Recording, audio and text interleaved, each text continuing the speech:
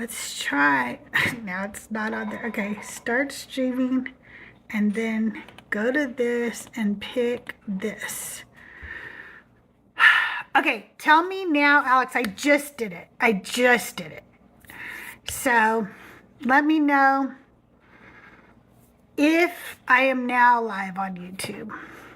If not, I have to do something else.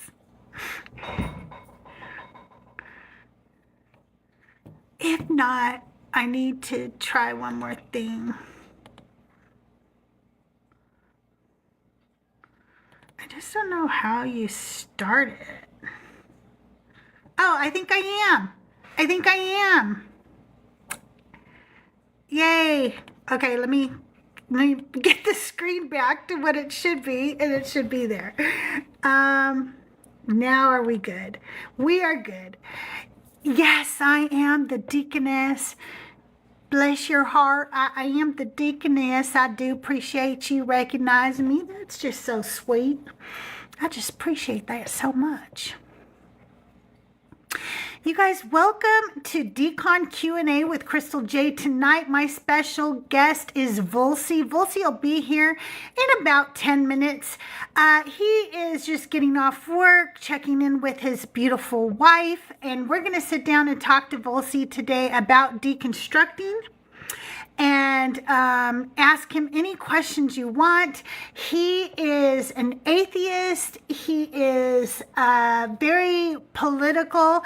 He is, oh, this is weird. I have like a little Discord like icon now down the bottom of my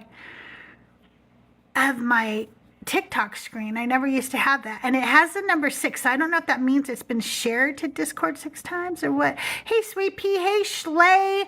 Hello, everybody. Hello, Tahir. Thank you all for being here. I really appreciate it. Please keep tapping the screen, sharing out the live. I have a gift goal today of the Jester kitties. They're 5 coins each. If you have the coins, please send up the kitties. But also don't forget to send up the heart me's and the team bracelets and the popular little team gifts, because all of those help push me out to the FYP. Make sure you're sharing with all your friends, and make sure everybody knows that Volcy will be joining us shortly.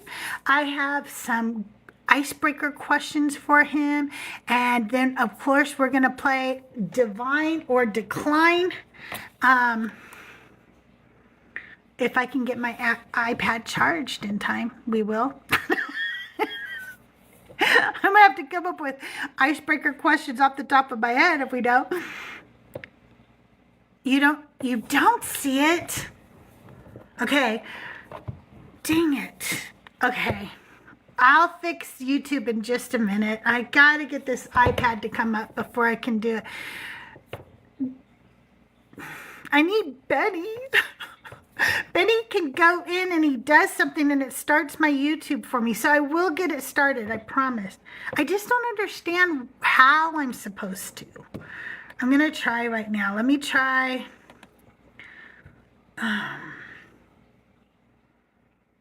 It tells me go into studio and then manually start it, but I don't see anywhere to manually start it. It says I'm live. It says I'm live when I go to it.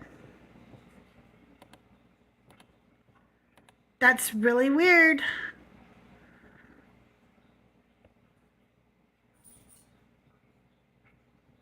I wish I could show you.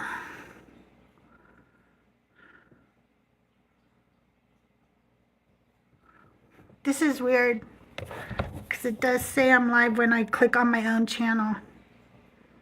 I was having issues with this last show too. I need to figure out all these things.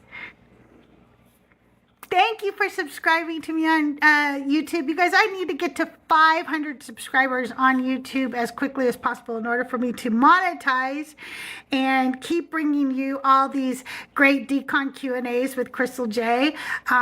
And you know, when we do this, we get to talk to all your favorite creators. So if you like the show, you want to support the show, keep doing all the good stuff. And please, please subscribe to me over on YouTube like Sweet Pea did. I really appreciate it. Give me a minute. I'm trying to get my iPad to come on so I can find out what's going on over on YouTube. If anybody can get Benny for me, that would be awesome. But I don't know if he's busy or not right now. I have to ask him exactly what he's doing, because when he went and turned something on last time and it worked. But when I look at it, it says that that I'm live. It says live, but then there's, and I see a picture and everything.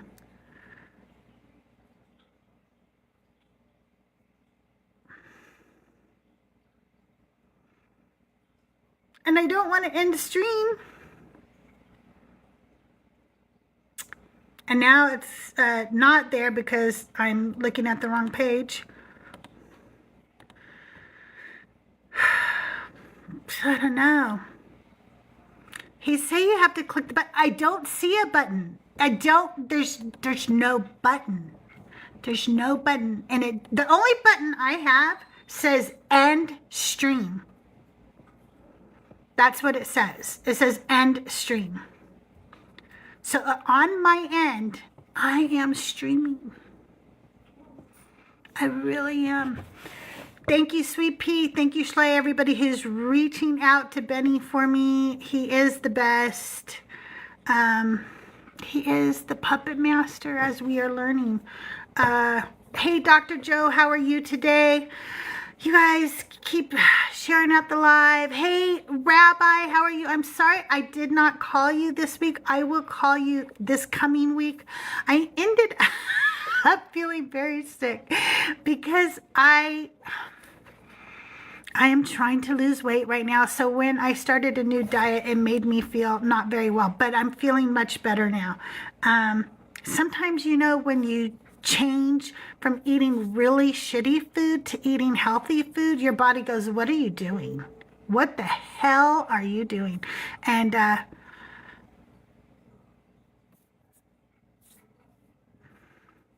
well, I am glad you got to see me, Dr. Joe. Okay, good. I'm glad you're not upset with me, Rabbi, because I felt so bad. I just was not feeling well. And then I had to go live with Joyful that night, and I feel like I was really grumpy with all of the guests. I feel kind of bad. I really need to apologize to Joyful for that, because I feel like he might have had more conversations had I felt better on Thursday night. Yes, we will get there, Sweet Pea. We will. And it's not easy because what I've done is, you know, I've tried everything except actually just doing the thing you know you need to do, which is change your entire lifestyle of eating and exercise habits, right? And so I am changing those now, but I'm trying to do it almost in steps, because I'm the type of person that if I change everything and I don't see immediate results, I will just quit. But if we take it in steps, just some little baby steps. Yep, I'm eating more fruits, more veggies. I don't eat a lot of red meat as it is. Actually, I could probably become a vegetarian, and I may consider doing that in the future, because I eat meat, but I think I've only eaten meat my whole life just because I was indoctrinated into eating meat, frankly. I don't know that I need meat. Like, I could eat a Beyond Burger. I don't need a real burger, I think. So right now, you know, it's more fiber, more fruits, more veggies, no sugar really. And I think that my body just went, what the hell are you doing? I will say that this is my soda of choice, or the blackberry. I drink 1 to 2 a day, and that's it. And the rest of the time water. And I have coffee with Splenda and half in the morning, and that's about it. Those are the best zero sugars there are. Has anybody checked the YouTube? Am I still not on my YouTube? Because, like I said, according to me, it says I'm streaming over there. And I don't know if there was a delay where you guys, I could see it before you could or something. Like, is it something like that? Still not on YouTube. Okay. I don't know what to do. I wish he would tell me what's the button that says, there's no button here that says start streaming. There's just not one. There's only end stream. It literally says end stream.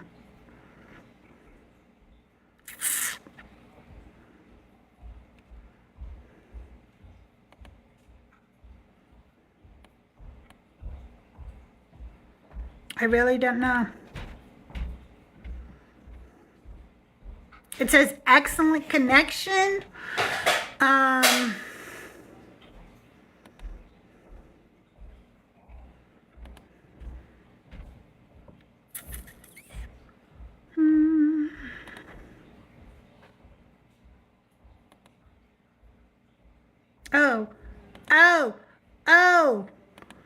Okay.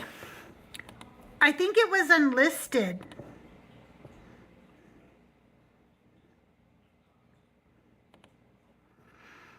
Okay. Okay, can somebody tell me if it is actually streaming on YouTube now? It did? I got it? I fixed something myself. I'm so proud of myself, darn it. So proud of myself. I don't need no stinking Benny. Who needs it? Oh, hi, Benny. No, I'm just kidding. He didn't pop in, but I love Benny. Benny is out of a job. He is. Tahir and I are learning OBS, and we're going to be able to do all these things. Tahir and I are a mean team. Thank you guys for hanging in there with me. I know Volcy will be here in a minute, and I hope that you guys have some questions for him. Please come up and ask questions. If you're too shy to ask questions by coming up, but I really would love it if you did, please ask questions in a chat so I can ask him questions for you, okay? Because sometimes when the creators are up here, they feel like you guys are scared to come up and talk to them. Yay! I did something right. I privated a video a while ago, and I think it changed my default to private, and I just noticed it, and I changed it to public, and that looks like that's what I needed to do. It was unlisted, and I want this one listed.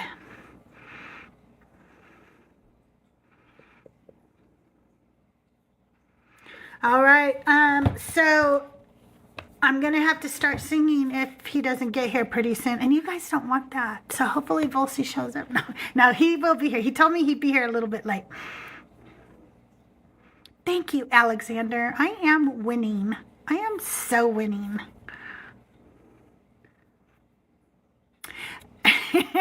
Well, listen, I was telling Tahir this today. One of the things about my questions is I ask icebreaker questions because I figure you guys want to ask the deconstruction questions and the biblical questions and the political questions. So like if you want to know how he deconstructed, then you can come up and ask that. I don't ask him that. If you want to know what denomination he used to be, you come up and ask that because I'm not going to ask him that. So you guys can have all the questions that actually pertain with the type of content he makes and so forth. And I just ask some fun, silly icebreaker questions. And don't forget, we're also going to play Divine or Decline tonight. If you want to come up and play with us, I don't mind if a couple people are up here when we play. And don't forget to play in the comments, okay? Let me, while we're waiting for Volcy, let me see if anybody is over on the YouTubes. Say hi to them. Now that I have like 2% battery on this iPad. My questions are hard-hitting. I don't know about that.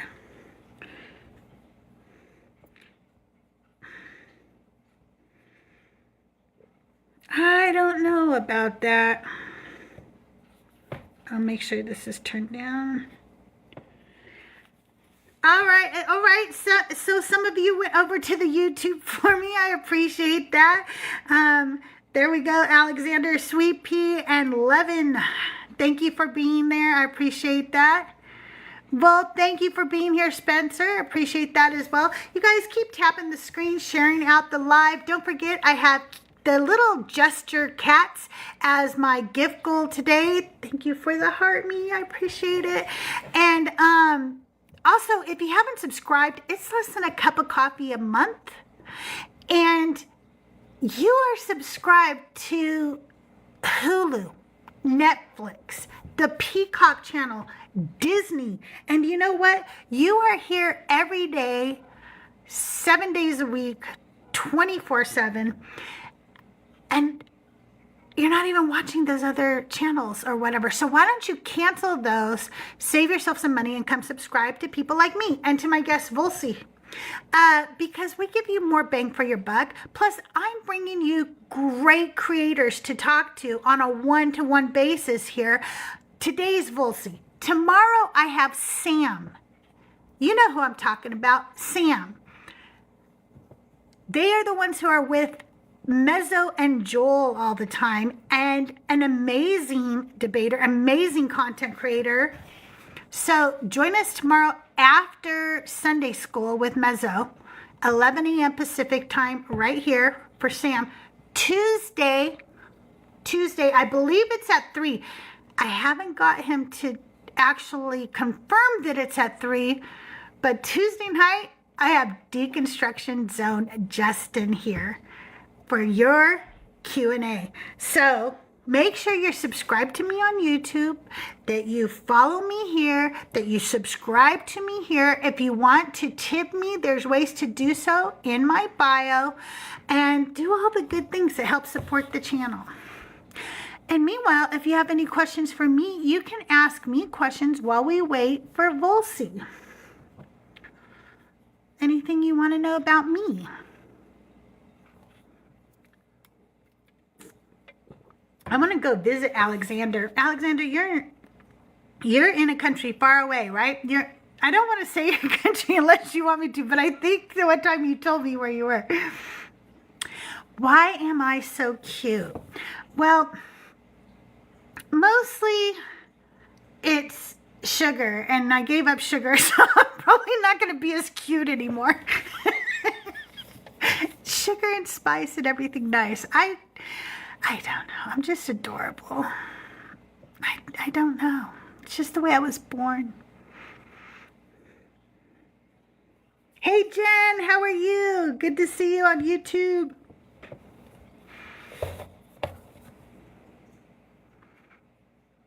No, I'm not just a profile picture. I'm a real human being.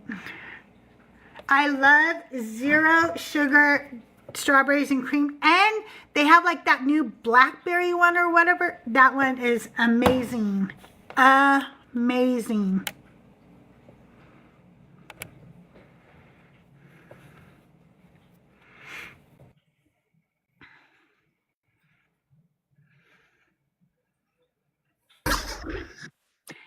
There he is, the man of the hour. Hey, Volcy.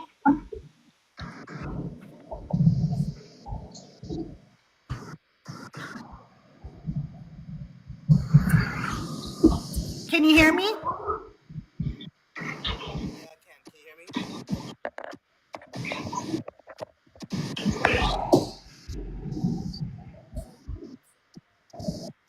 Sugar's not what makes me sweet, huh, dear?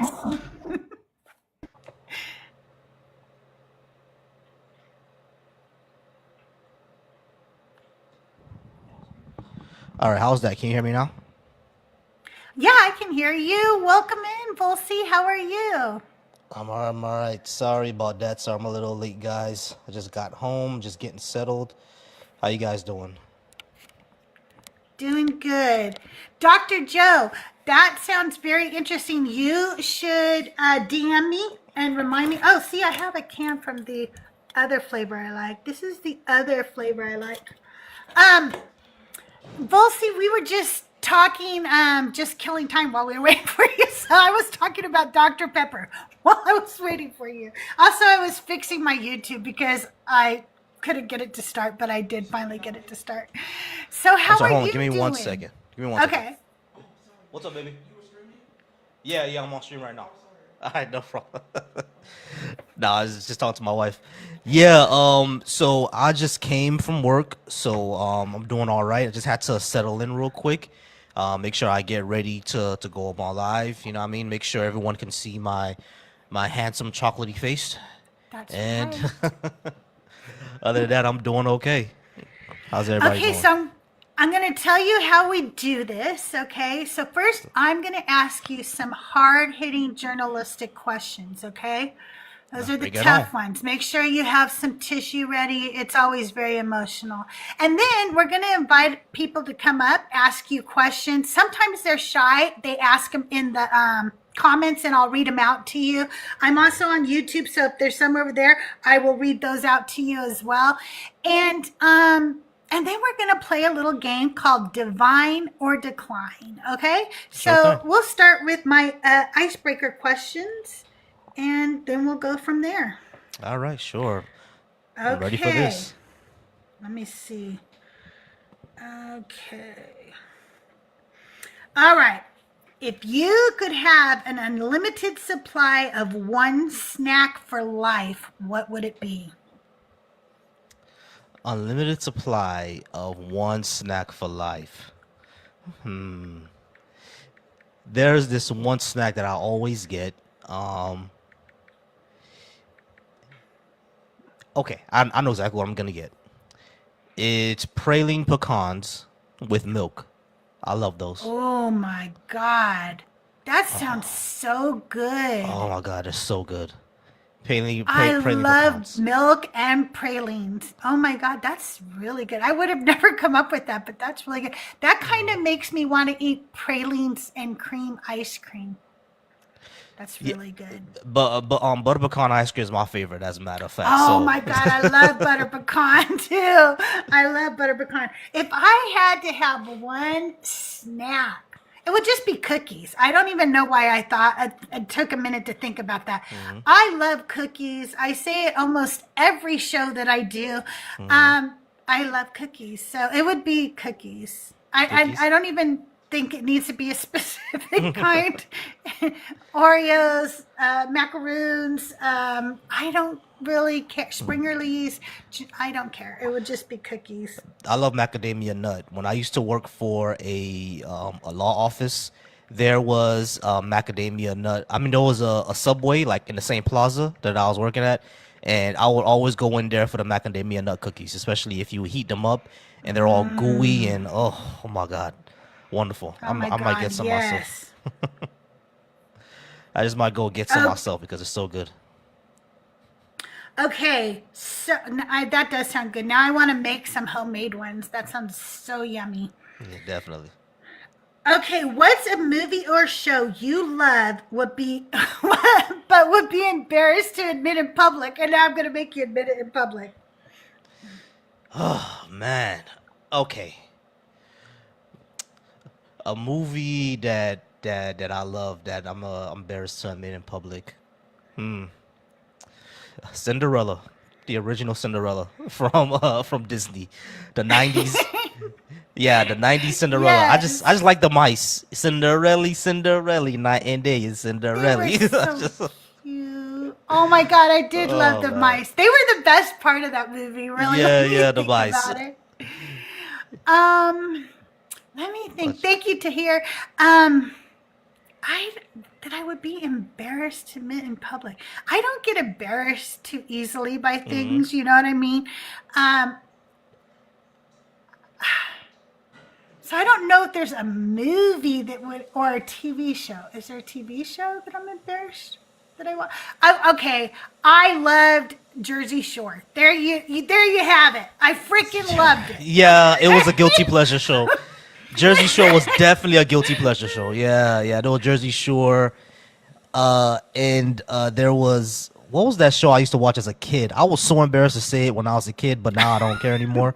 Was Sailor Moon. Sailor Moon was one of my first animes, and to this day I still know the theme song and everything. The fighting evil by moonlight, winning love by daylight, never running from a real fight. She is the one. I still remember it. That was my favorite anime. Funny. Yeah, Jersey Shore is the shit to hear. You are right. Yeah, it was. Jersey Shore was my guilty pleasure show. I actually did really like it. Oh, and the other ones, Love and Hip Hop. Like, Love and Hip Hop is basically the black version of Jersey Shore. It's super ratchet.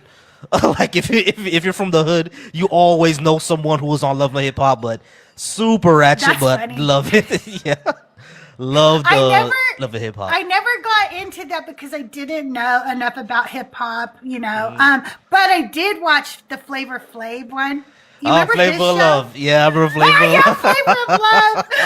Oh my god, that was such great trash. Oh my I God. did love that trash back in the day. I watched Real Housewives for a while, like some different Real Housewives and stuff. But then as it got like more and more cities and stuff, after a while it just became It got too confusing? much. I was like, it wasn't confusing. I just felt like, okay, I know I'm not stupid. I know we're being advertised to all the time, but when it becomes obvious, I can't take it on a show. Like when it's like everything they do is talk about their new like skinny margarita business or their new hair, after a while I'm like, you're making it too obvious, and now I'm not enjoying the show anymore. You have to make it more subtle. Yeah, exactly. I know exactly what you mean. Okay, yeah, with his giant clock necklace, like for sure, I loved it. But there's something endearing about Flavor Flav for real, though. And if you don't know, he did a lot for Olympians that were poor this year to help them get. He paid for people to be able to help get to the Olympics this year and things like that. He does shit like that people don't really know, And I like that about him. I think there's something endearing about him. Yeah, because Flavor Flav, he's from Public Enemy. They were all about, back then, they're all about like critiquing systems. So he's all about mutual aid. He still does that behind the scenes. A lot of people don't know that. Yeah. He's very politically active, like behind the scenes. He's all about mutual aid and helping out poor people and doing things for the community. Very good guy. And here's the thing I think of, okay? I love marketing. I know how it's used. I get that. But I do love marketing. I like the science behind it, the psychology behind it. I dig that. And when I look at something from a marketing perspective, I think that was pretty smart. So you're a single man, you've got money, and a lot of women would sleep with you for your money. Why not make money off of that? Okay. Yeah. He literally got paid to do that, to hook up with women, beautiful women, smart, funny women, and he made money while he was doing it instead of spending money. Right. I'm sorry, he was kind of smart, not gonna lie. Yeah, give it to him. Yeah, you got to give him his props for that. If you had to swap lives with a historical figure for a week, who would it be and why? Ooh, I got a few ones. Ooh, man, can I list more than one? Because there's a few I want to list. Oh, yeah. Go right ahead. Thank you guys for the gifts. Thank you so much. Yeah, appreciate the gifts, y'all. Keep gifting her up. W chat. One of the things, two of the people that I would for the United States, well, three actually, in the United States, it would be Martin Luther King, Malcolm X, and Nat Turner. It would be those three for a week. Martin Luther King, because I have foreknowledge already, so I would tell people, okay, this is what's gonna happen. This person's gonna try to take me out. Malcolm X, for the same reason, this person's gonna try to take me out. And Nat Turner, because Nat Turner's rebellion was he was inspired by the Haitian Revolution. So like if he just knew who would actually betray him, we might have a way different history in America. You know what I mean? Right. Which is awesome. Also, for my ancestors, I would say Toussaint Louverture, because Toussaint, he was honorable, and he thought the French would also be honorable.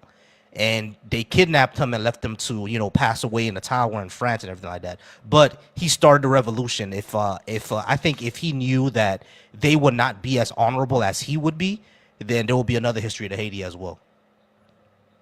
Volcy, I don't know if everybody in chat knows who Nat Turner was, because I say this because I only recently learned who Nat Turner was. And so I assume there's probably a lot of people of my complexion who might not know who Nat Turner is. Do you want to share a little bit about Nat Turner and his history? Oh, yeah, definitely. Nat Turner was an enslaved person, I think from Virginia or South Carolina. Virginia. He was from Virginia. Nat Turner was an enslaved person in Virginia. What he was is that he was a carpenter and a preacher, and because he was a carpenter and a preacher, of course, a lot of enslaved people back in the day thought that he was basically the second coming of Jesus, because back then, of course, they were all enslaved people were not taught to read, but there were a few who actually did know how to read. And when Nat Turner, when he read the Bible, he actually took a very different interpretation than what many of us will take from it today. He took it as a call to liberation, because they were only given the slaves' Bible, the part where they only had, follow your masters, the part that only, reinforced slavery. They didn't have the parts that reinforced freedom, like when the Exodus While you story. mentioned that, is there an online copy of the slave Bible? Yeah, I think there's an online copy. You can get an online copy. There's definitely one on Amazon, and there's definitely one in the museum. I went to the African American History Museum back with my family back in back in March of last year, and I saw the slave Bible there.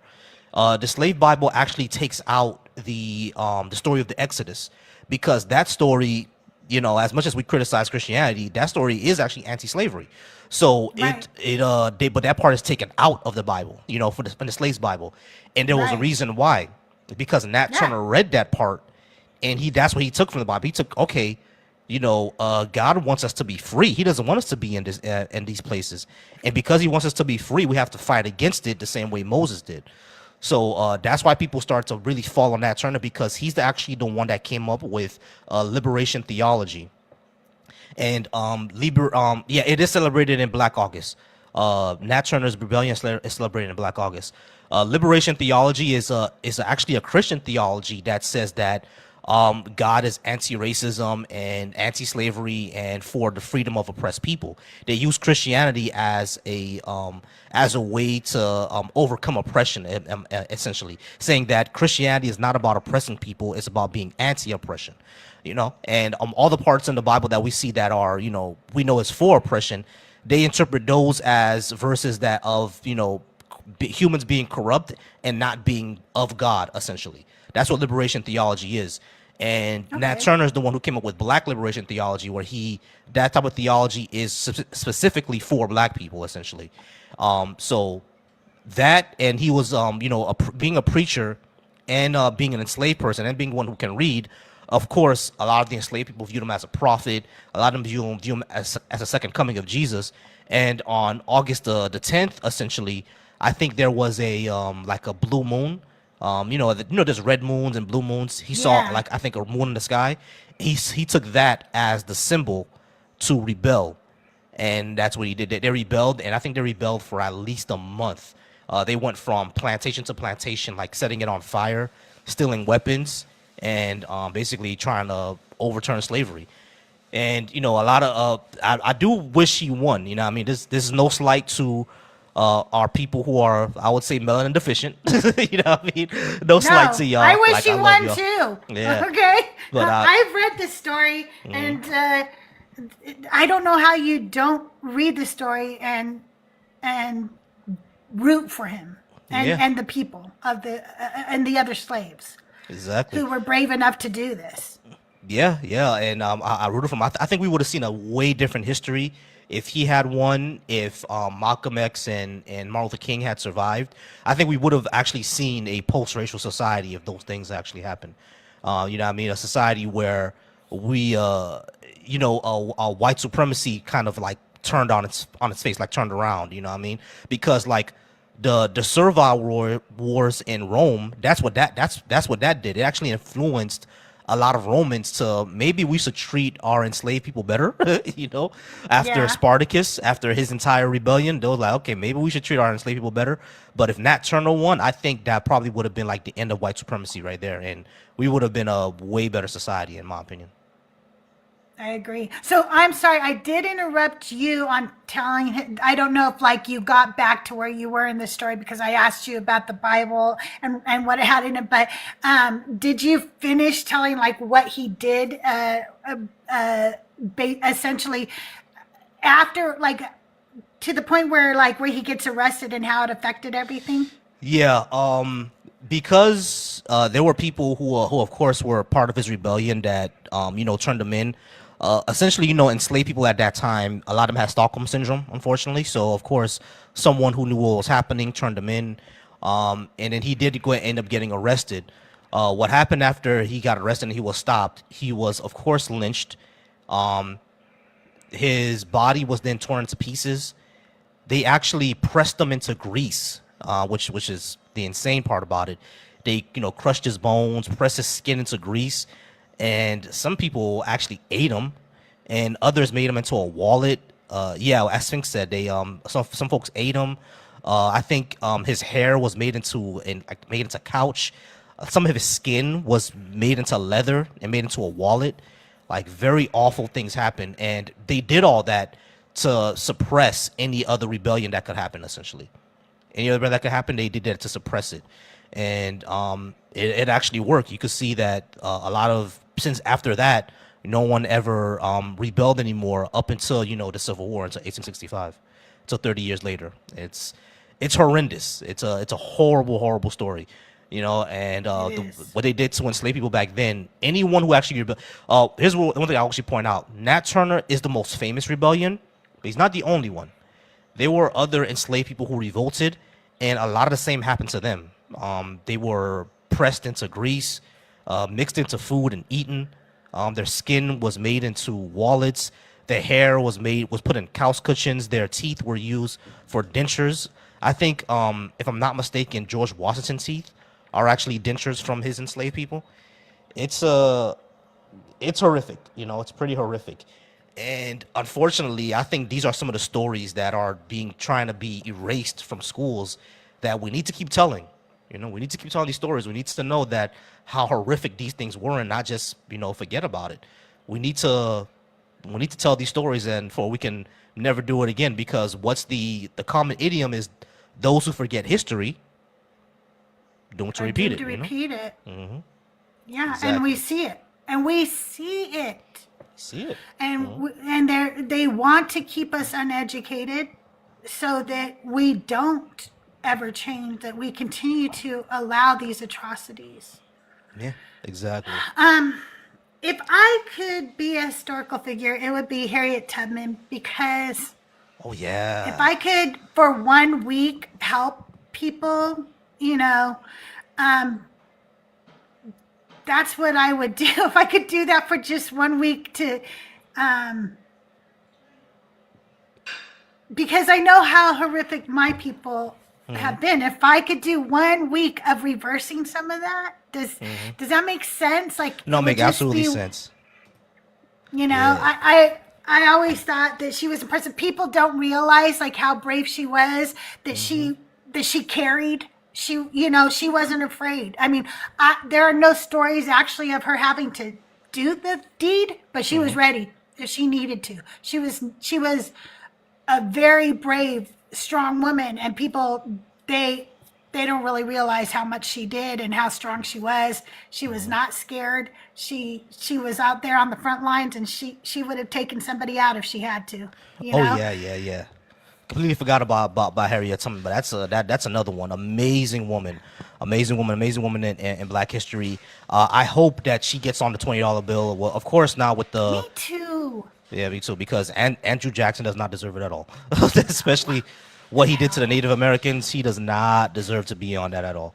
But yeah, Harriet Tubman is another one. I would definitely love to be her for a week, because she is an amazing woman. Like she deserves, I think, way more flowers than she actually gets. You know what I mean? We need to put Right? her on the money. Right, she does. I really like, I learned a little bit about her in school, but you don't really learn. Thank you so much. Yeah. You don't really learn just how tough she was. Like, they make her seem meek and mild and stuff. And maybe she was a humble person, and maybe that's why they do that. But she was also a tough badass, and I think people should know that. You know. Yeah, she was a badass. She carried around rifles and everything. Yeah, she will take Yeah. you out. She will take you out. Yeah. She would take you out. Like, she was not afraid. She was like, no, I'm not playing. Okay, what's the most bizarre or unexpected thing you've ever Googled that you can tell us? What's something? Oh man. Let me see if I'm right, because I'm gonna Google it again. Me And too, let's Schley. see. We need critical race theory to be taught in school. We do a disservice to everybody. The amount of things that I don't know about the history of America, the true history. I don't even want to call it Black history, because Black history is American history. It's just history. And separating it out is the problem. Instead of just teaching true history, we turn it into whitewashed, watered down bullshit that's not true. Yeah. Is what we do. Oh, okay. That I was right. That's what I Googled before, but it turned out it was like a myth or whatever. But there was pictures on it all over the internet before. It was a meme, I think, in the early 2010s called Blue Waffle. And I remember when I Googled that before, Blue Waffle was supposed to be a disease that affected women's, lower body parts. And when I Googled it, there were like generated images of that. And I was like, oh my God, this is happening to women? what y'all going through? Oh my goodness. But it turns out it turns out not to be a real thing. If you Google it now, you're just gonna see pictures of blueberry waffles. That's all you're gonna see. But Okay, that's hilarious. back then you actually There's did somebody see. named Blue Waffle on TikTok, and I never knew where they got that name from. That's hilarious. Yeah. Oh my yeah. God. Okay, well, I'm going to one up you on this one. But one time, Reddit kind of makes you go down rabbit holes that you don't want to go down. Don't do Yeah. it. If somebody posts something and the first comment says, don't Google this or don't click this link, listen to that comment. They are trying to protect you. They care about your soul, okay? But one time somebody said, don't Google what a duck dick looks like, and then I did. Oh my God. Oh my Do not God. Google that. Oh Don't my God. Google that. Please do Don't not. it. It is horrible. Nobody should. Female ducks are heroes. Yeah, what They are just female? are. Oh my God, the female ducks. What are y'all going through, bro? This is what I tell my wife all the time. Ducks are horrible. Ducks are vicious, terrible creatures. They are. They really are. So that was my bizarre and unexpected thing I Googled. I'm sorry. But Reddit will do it to you every time, darn it. Okay. Do you have God. pets? Not yet. My wife wants a Pomeranian, but I want a Doberman. And if we don't get either of those, we might get a guinea pig. And if we don't get that, then we might get a kitten. Aw, that would be nice. Well, I was going to ask you this, so I'm going to do what I did to the last person who didn't have a pet.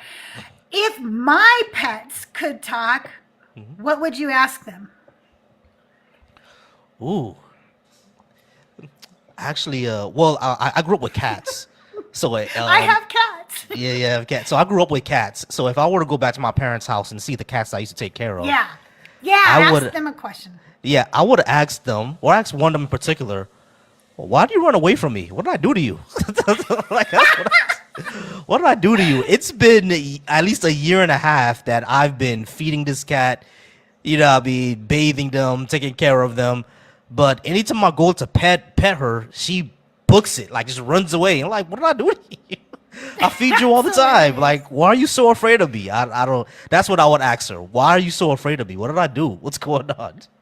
That is a good question. And I would have to ask two of our kittens that we have.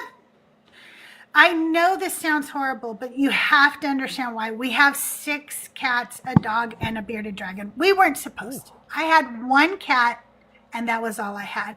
Then my daughter and her fiance moved in with us, and they each had a cat, and then we got a bearded dragon. And I had a dog. I'm sorry, I had a cat and a dog. But then somebody abandoned 3 kittens about a year or so ago on my property. And at the time, every single shelter thing in our area was like, we have no room. If you bring those kittens in, Yeah. we're going to have to euthanize them. So I couldn't do that, obviously. Yeah. Because how could you do that? So now I have to do that to those 3 kittens. And I would also ask them why they run from me, but also I want to know if I'm their favorite. Like, I want to know, like, and what can I do to become your favorite if I am not your favorite? Because I will do it. I will do it. So, Yeah, definitely. you guys, I'll be finishing up in a few minutes with the icebreaker questions. If you want to ask Volcy a question, please put a guest request in the box. And if you're too shy, we'll take your questions from chat. But come on up. Don't be shy. We don't bite. It'll be a nice conversation. Definitely. Okay. What's the strangest or most unnecessary talent you have? Strangest, but extremely unnecessary. Strange talent that's completely unnecessary. I would say, well, a lot of people would say this. I have the gift of gab, essentially.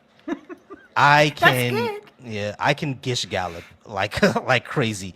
That's probably how I nail a lot of interviews, essentially, because when they ask me a question, I can make something up on the spot. Like my last job interview, I actually nailed that job. As a matter of fact, I got that job too. So I actually nailed that job. I started that one on the 14th.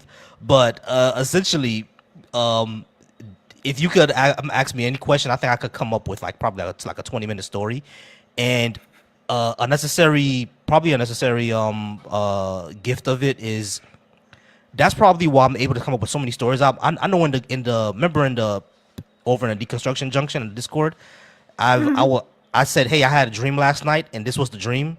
Yeah, I mean, so it's like it's a gift of mine. I don't know what to do with it, but I can come up with amazing stories somehow, some way. I I love come up that. with That's yeah, a I come good up, gift. yeah, I come up with amazing stories, and I don't know how, I don't know why, but there are stories that I come up with. I've come up with sci-fis, I've come up with fantasies, I've come up with history pieces, like an alt history piece that I actually do want to work on, which goes back to one of the questions you asked me, is I actually want to work on an alternate history story where Martin Luther King and Malcolm X actually survived their assassination attempts, and they That'd go be on good. to actually work together, and they go on to actually work together with Huey P. Newton and the Black Panthers, for a whole new civil rights movement, and That how would like be a really society good story. exactly how society shifts with them doing that. So there's that one. There's an old 90s TV show called Homeboys in Outer Space. I came up with a serious version of that one. There's an old 2000 movie called Mystery Men. I don't know if everyone ever watched that with Ben Stiller. Yeah, if you've never seen it, it's pretty good. It's pretty funny. But it's called Mystery Men. I came up with a whole new sequel for that one as a comic book series. Like I don't know. I just have ideas on top of ideas on top of ideas. You know, I came up with a series called Essence, and that series is actually like African-based mythology. You know, it's kind of inspired by like Dragon Ball Z and Naruto because I was a big anime fan growing up. So it's kind of inspired by them, and their powers are based on like African mythology. We call it the essence of yourself. It's called Oh, Ase. that's cool. Yeah, is that it's completely unnecessary talent, but I can come up with a bunch of stories.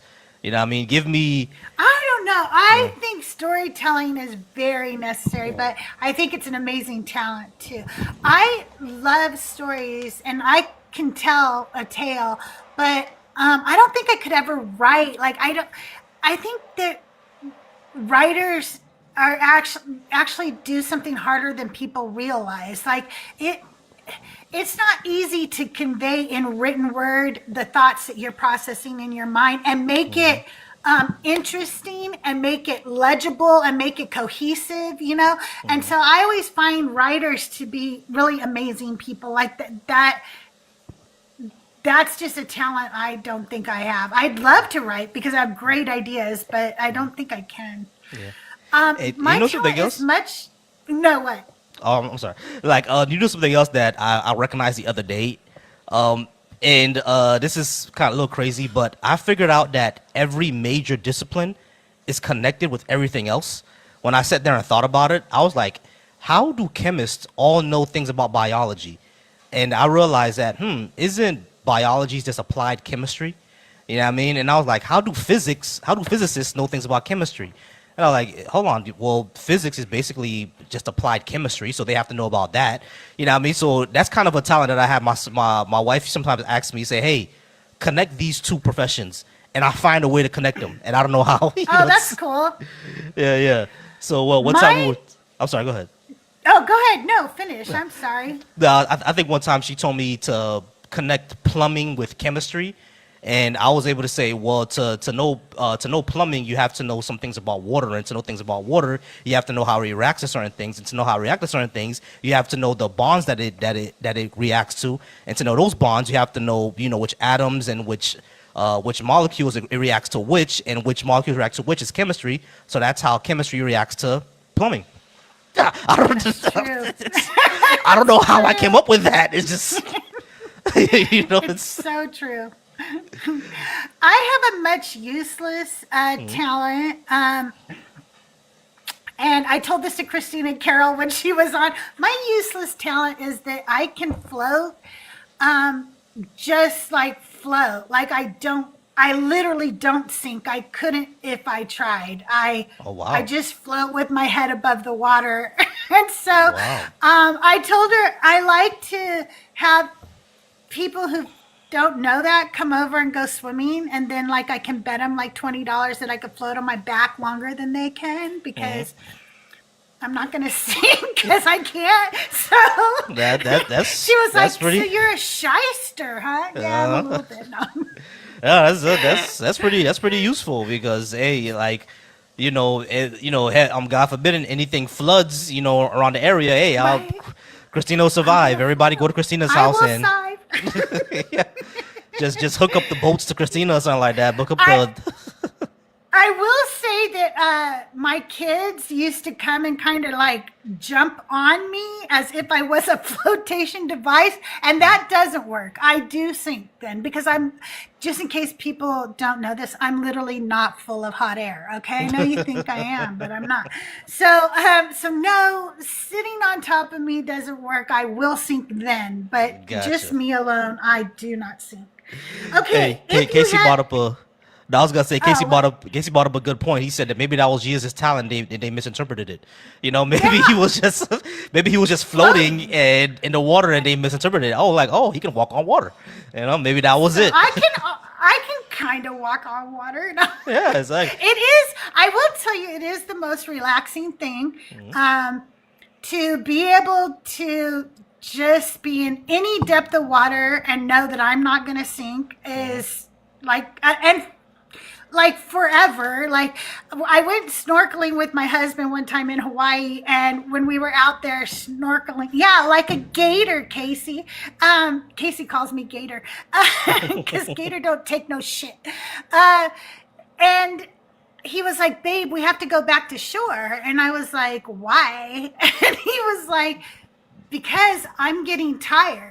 And I was like, "Oh yeah, you don't float." So like he's sitting there working his butt off, treading water while we're out there snorkeling, and I'm like, it didn't bother me at all. So yeah, I'm good. Poor hubby. Okay, if you had to create a themed restaurant based on your life, what would it be called? Ooh, that's a really good one. A theme restaurant based on my life. I would say I will call it. It'll be a fusion restaurant.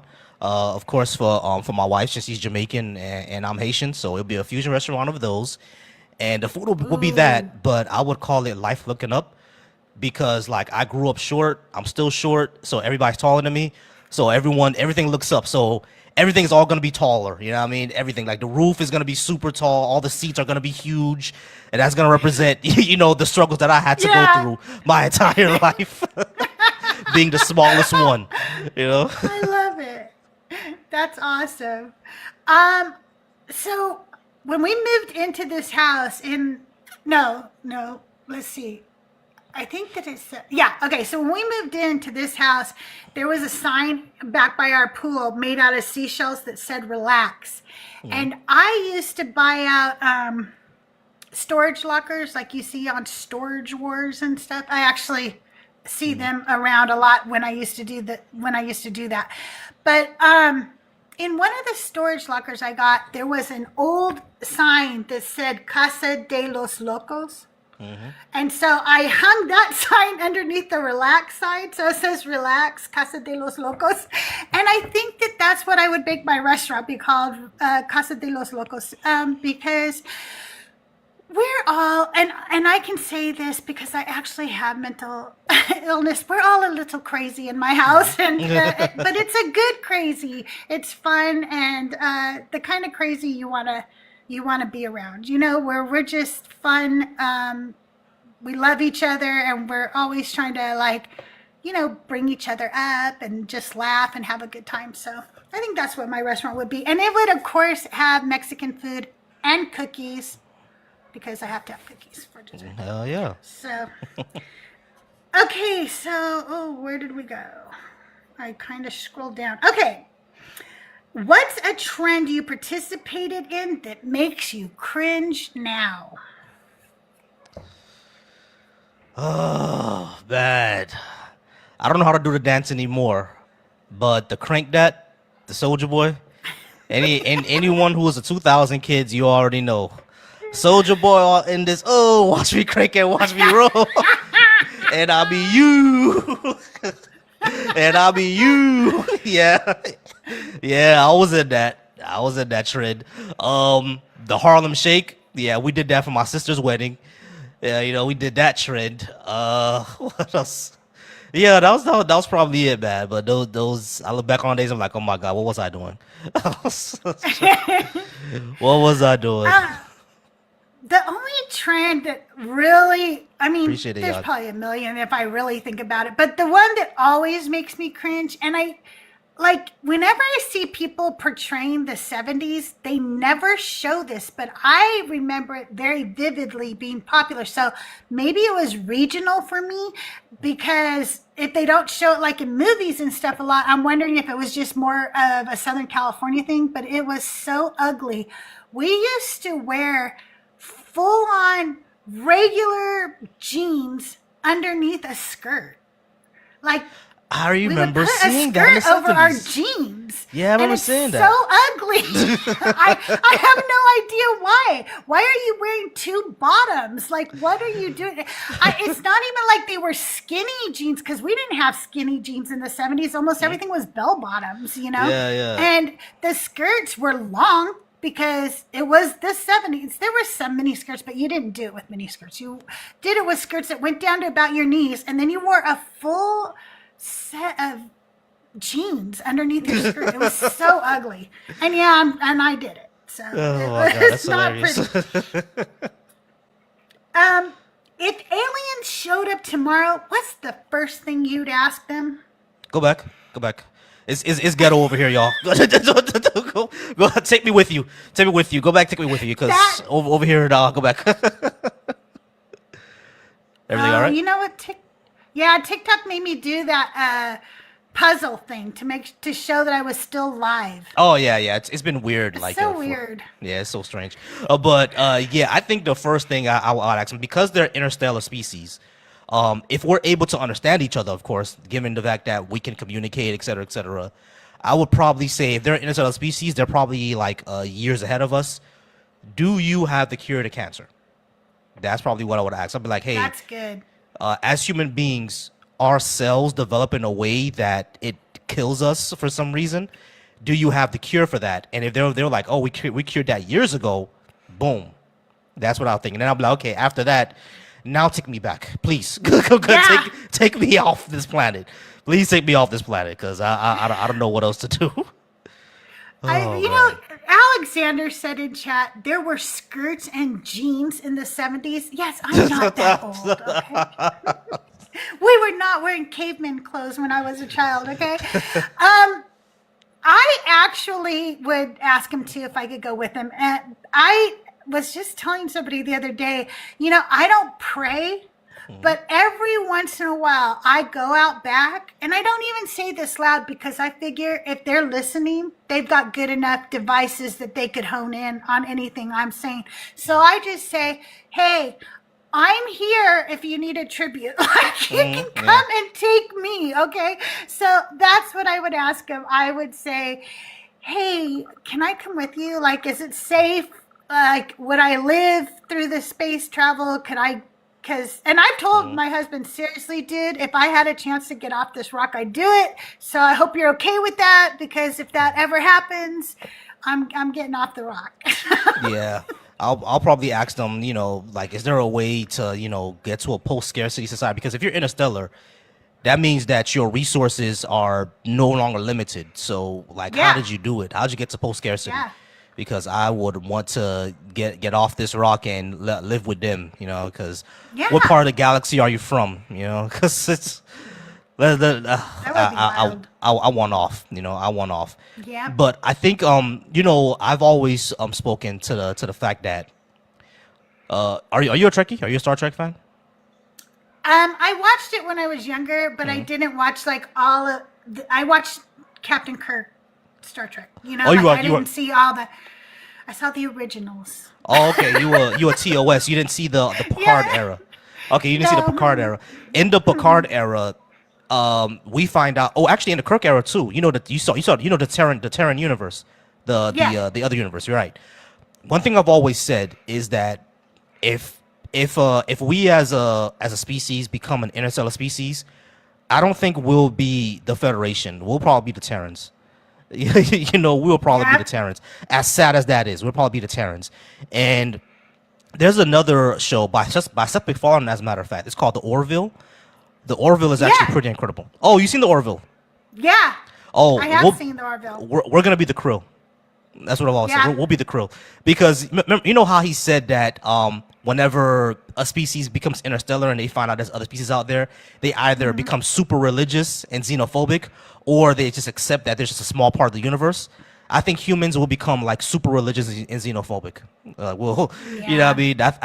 Because the way that we're going now, I just don't see us becoming the Federation. It's just so insane right now. Either. You know, if we were to invent replicators tomorrow, the rich will find some way for us to not have it. You know, they'll find some way. You know, and I was actually talking to a friend of mine. He's really into physics. I think he did everything for a physics degree except for the dissertation. Really. So he actually knows like his shit.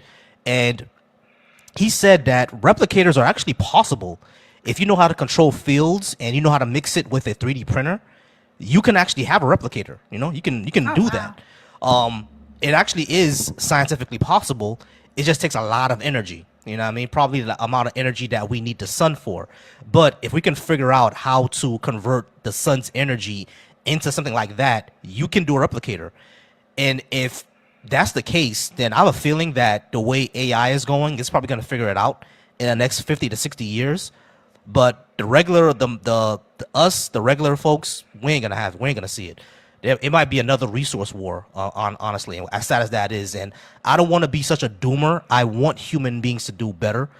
One of the reasons on my lives why I say America was never great, it might be to trigger some folks, but I want to trigger people in order to tell them that we can be.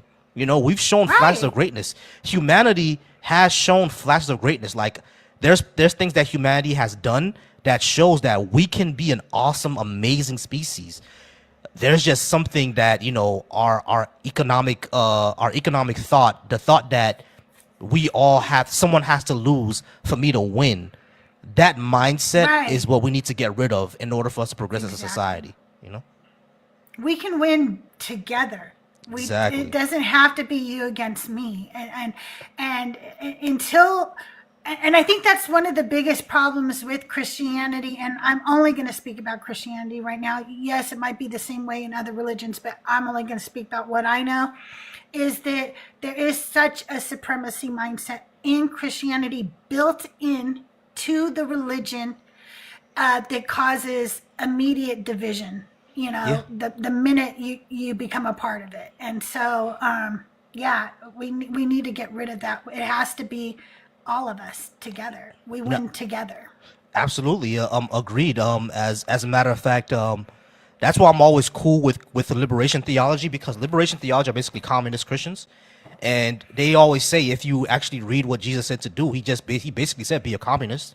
You know what I mean? Which is why I'm like, oh, okay, these guys are pretty cool. You know what I mean? But when it comes to just like how you said, it seems like a supremacist ideology. Especially, I'm not sure if this is said in other communities, but like if you go to black churches, they will always say, I'm blessed and highly favored. And I would always say that, y'all, that's kind of a supremacist ideology, because you're blessed and you're favored by, think about it, the creator of the entire universe favors you.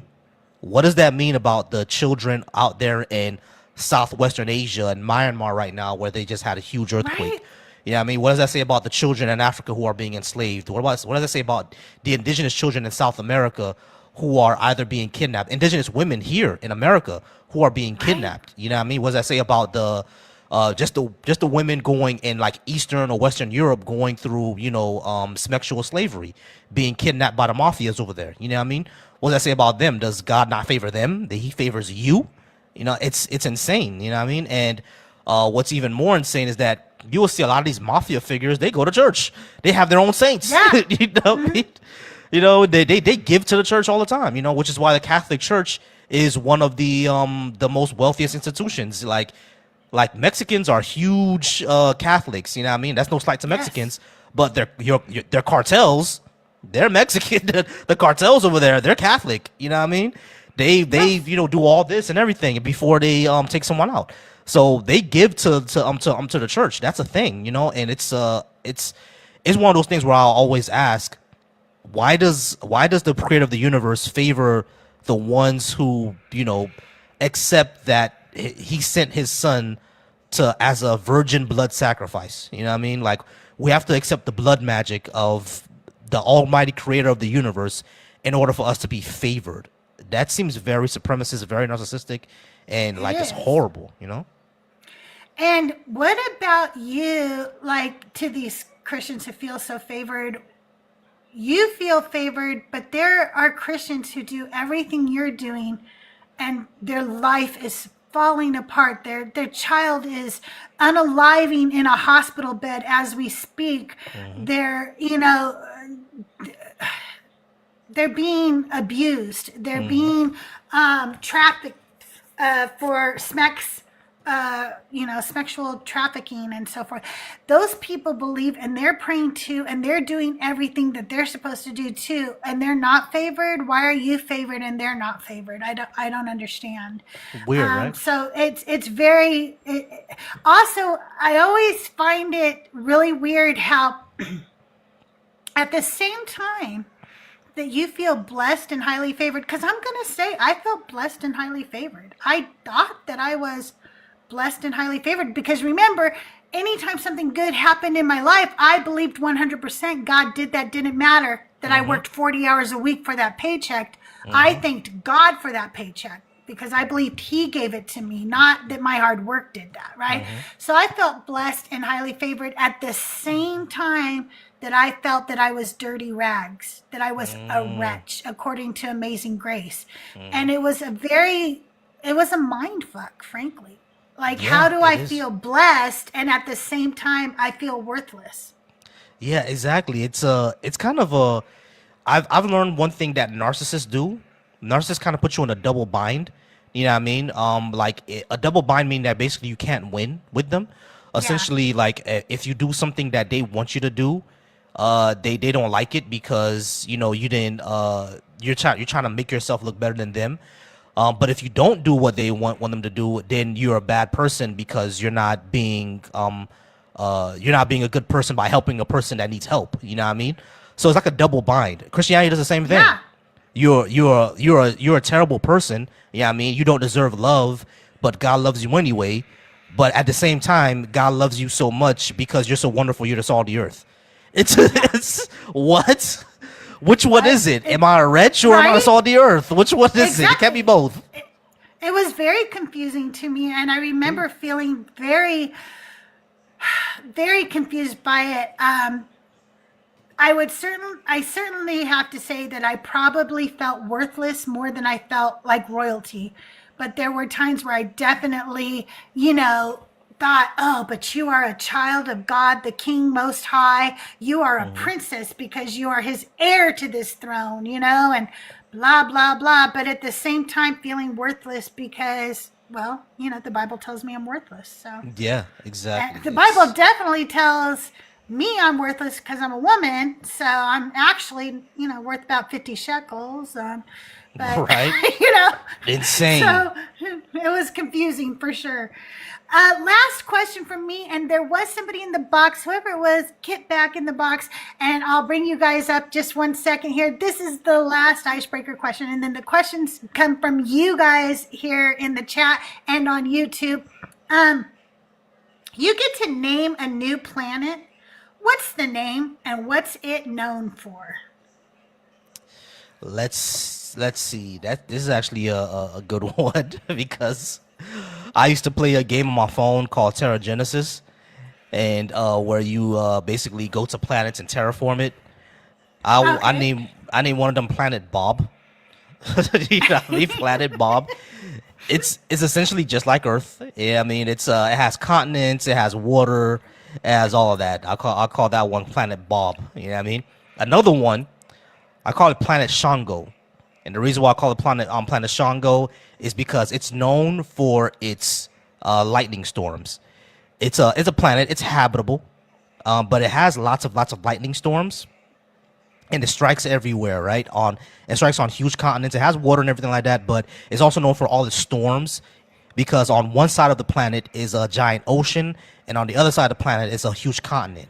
So there's always huge storms on that planet, and it's always lightning everywhere. And the reason why I call it Planet Shango is because Shango is the West African god of sky and lightning. So that's why I Oh, call it Planet wow. Shango. Mhm. Ooh, I like that. You are so much deeper than I am. I'm so surface level with my answers. Um, let's see. If I had a planet and I had to name it anything, I would name it Ruby, and it would be known for its sass. No, I just said that because Ruby's in chat. She just said that. I wanted to freak her out a little bit at home. Ruby, I would name a planet after you, but it would be called like Beautiful Star or something because I love you, Ruby. It is. You are sassy though, so I don't know. Maybe I would name it Ruby, and it would be known for its basement. Yeah, I know Ah, about your basement, Ruby. I don't know. I would probably do something like name it after my granddaughter because, and it would probably be known for its beauty because I love her so much. She's so cute. It's her birthday today, by the way. My little grandbaby is 1 year old today. happy birthday. Um, Tahir, welcome up, my friend. Are you with us? I'm with you. Sorry, I was finishing There my she comment. is. There's my stickers of my Hey cutie guys. patootie right there. Oh my goodness. Tahir, do you have a question or two for Volcy? I do. I Shoot. was okay. So one of the things that, and I think about this often as like I'm watching your videos and whatnot, but like, especially being a content creator, making the content you do, and being a Black man, I feel like a lot of the worst, of people, especially being able to hide behind, a disguise on the internet, they just kind of come at you as like a punching bag almost. Like, I'm going to take my frustration out on you kind of thing. And yet you stay strong, like you don't let them get to you. but you also keep your cool. And I'm just really curious, like, what do you do? Like, in that moment, do you go to a place where you're just like, nah, I'm not gonna let this get to me? Or like, what do you do? How do you cope with that? The way I was able to cope is as funny as that sounds, because I know like the internet can be a dangerous place, right? The internet can be a dangerous place because somehow, some way, our information is out there and people can find you. But the other thing that I also learned, even through all that, is that people feel safe in anonymity. I'm sorry, I don't know if I even said that word right. People feel safe being anonymous, right? So I realized that a lot of these folks who do that are literally just cowards. They're just like how you said, they have frustrations, they have insecurities that they're just gonna take out on, the first person they see, or they're gonna take out on me because they see that, I'm triggering their sensibilities or whatever. Or like I'm against their worldview, so they're just gonna take out all the frustrations on me. So the way I just remain calm is saying that this motherfucker ain't gonna do nothing. You know what I mean? I know that sounds crazy. I'm not this huge tough guy, but I'm like, they're not gonna do nothing. You know what I mean? They're not gonna come after me. They're not gonna do anything. They're just gonna go ahead and yell on the internet and get off. You know what I mean? Like the moment that I log off, or the moment that they log off, they're gonna go to sleep and do whatever. You know what I mean? They're gonna go to sleep. They're gonna go ahead and go to McDonald's or something like that, and they're gonna do whatever. This is just a face on the internet. You know what I mean? That's really how I take it. It's just an anonymous person, anonymous face on the internet. It's not that big of a deal. Now it's not that it is hard. I'll say that. It's not easy. But talking to them very calmly, very normally, I found out actually calms them down, because I worked in customer service essentially almost my entire life. I still talk to customers in my job now. I still talk to them. So when I found that when you actually speak to them calmly, especially being over the phone, like when I was over the phone, I'm not gonna be on the phones anymore, thank goodness. But when I was on the phones, folks tend to think that they can speak to you however they want. And when I found out, when it comes to content creation, especially discipline content creation, we've seen it before. We've seen it in Joyful's lives. We've seen it in Justin's lives. We've seen it in Bash's lives. People think they can say whatever they want. They can say whatever they want. They treat you like you're a customer service rep, essentially. They can say whatever they want. But if you remain calm and simply talk to them, they'll start to feel foolish that they're yelling and ranting and raving. You know what I mean? You don't have to, a lot of times you don't have to stoop to their level. Now, I know we don't always need to go high, because going high has never worked for the left. Yeah, I mean, but this is why, like, the way I insult them very, very calmly and very, very plainly, and that's it. You can go ahead and get off the live at that point. But I think that's how I learned a lot of my shell, not to react, because I worked so much in customer service, and I've gotten in trouble in a few customer service jobs by, banging it on a customer. I'd be like, oh, really? Doom, bang it, I've gotten written up a couple of times before for that. Be like, hey, man, they did all this, so I hung up, So that's how I've gotten through that shell of just, dealing with it, because it's basically just my profession. I'm used to talking to people, and I've built something called, empathetic assertiveness, where you can empathize with someone, but you can assert yourself at the same time. You know what I mean? And the only empathy I have for a lot of these people is that a lot of them just don't know what the fuck they're talking about. They just don't know what they're talking about. Wisdom is chasing them, but they're faster, essentially. So that's how I kind of deal with it. I kind of like just built that shell up over the course of the years, and just be assertive and be empathetic with them, and just just realize that there's just a face on the internet. They're never gonna do anything, essentially. I get it when you try to empathize with them, because I do sometimes empathize with them, because I remember believing that hard. I remember believing that strong. I remember literally saying that if you proved to me tomorrow that Jesus Christ was not God, I would still follow him. Because that's how much I loved my Jesus, and so I think there's an amount of empathy that I have for people when they're really hanging on that strong. It's just the way that you are able to, and I say this, I think that there's a lot of different places we are in our deconstruction, and some of us are still angry. So when a Christian comes up, we show anger because we're still angry about the lies we were told and about being deceived all those years or whatever. We're angry about the apologetics that we were taught, and realizing the truth and stuff. Then there's other deconstructionists who were like past that part, and so we're now moving on to try to have more conversations and understand people and stuff. And I think that there are days where I'm still angry, and there's days where I'm fully healed and able to stay calm. But there are definitely days I'm still angry. Yeah.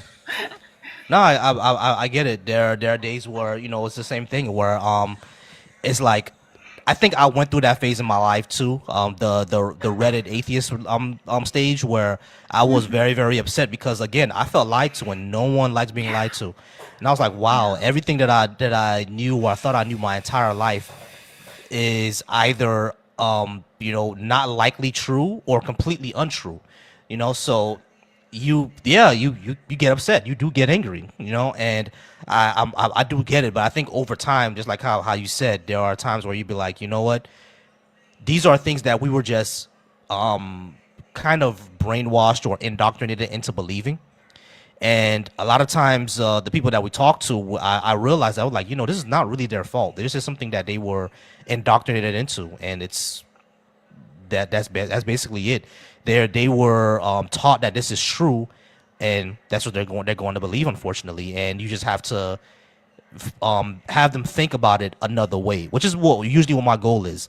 I don't usually have a goal to deconvert someone, but have them think about it in a different way. And maybe if they think about it that way, they'll come around to seeing exactly where I'm coming from. Even if they don't let it go immediately, they'll see where I'm coming from. And if you see where someone's coming from and you can understand their worldview, then you may be able to actually kind of think about it more, think critically, and adopt it, if that makes sense. Absolutely. Hey, Tahir, before you ask your next question, let me do a little quick commercial break. First of all, I want to read a comment from Rimbles over on YouTube. He says, I get angry about the bad faith and ignorance when they're willingly entering the discussion with zero intention of learning anything new at all. I agree. That is so frustrating. You guys, thank you so much for over 26,000 likes. I've been live for almost an hour and a half. Can we please get that up to 40,000 as quickly as possible? Also, I am looking for 50 subbies. Once I have 50, I have lots of friends who want to gift out subscriptions. I am bringing you all the interviews with all the creators on Decon Q&A with CrystalJae. Today, I'm live with Volcy. Tomorrow, I'll be live with Sam. And on Tuesday, I'll be live with Deconstruction Zone. Justin will be here. So, and I have Thinker coming up and El Oso coming up, and I don't remember everybody else because I have so many great creators that I can't wait to bring on the show and talk to and get to know. If you're a creator and you want to be on my show, just send me a DM and let's set up a time for you to join me because it's amazing. Thank you, Sweet Pea. I need all the subs I can get, if you know what I'm saying. Anyway, so subscribe today. It's less than a cup of coffee a month. And like I've said, cancel your Netflix, cancel Hulu, cancel the Peacock channel. You don't watch them anyway. You're here 24 hours a day, 7 days a week, watching the great creators here. So save yourself some money. And then come subscribe to people like myself and to Volcy. We are both also on YouTube. So make sure you go to the link trees in our bios and go subscribe to us on YouTube because we are both trying to build up our YouTube channels as well. And so we really need all the subbies we can get over on YouTube as well. We appreciate each and every one of you. Thank you for the 193 little kitty jesters. If you can, that's my gift goal today. I'm trying to get to 300 133 kitty jesters. They're just 5 coins each. If you don't have 5 coins, sending up roses, sending up gifts to Tahir, Volcy, all of that helps. Remember to send the heart me's and the team bracelets and doing all the good things. It really helps support the channel, and I can bring you more creators. Also, if you'd like to tip, those options are available inside my bio as well on my link tree. Don't forget, YouTube, if you have questions for Volcy, just type it in the chat and I will read it out to him. Also, you guys on TikTok, get in that guest box and come up and ask some questions of Volcy. That's what he's here for today, to answer your questions. Tahir, did you have another question? Yeah.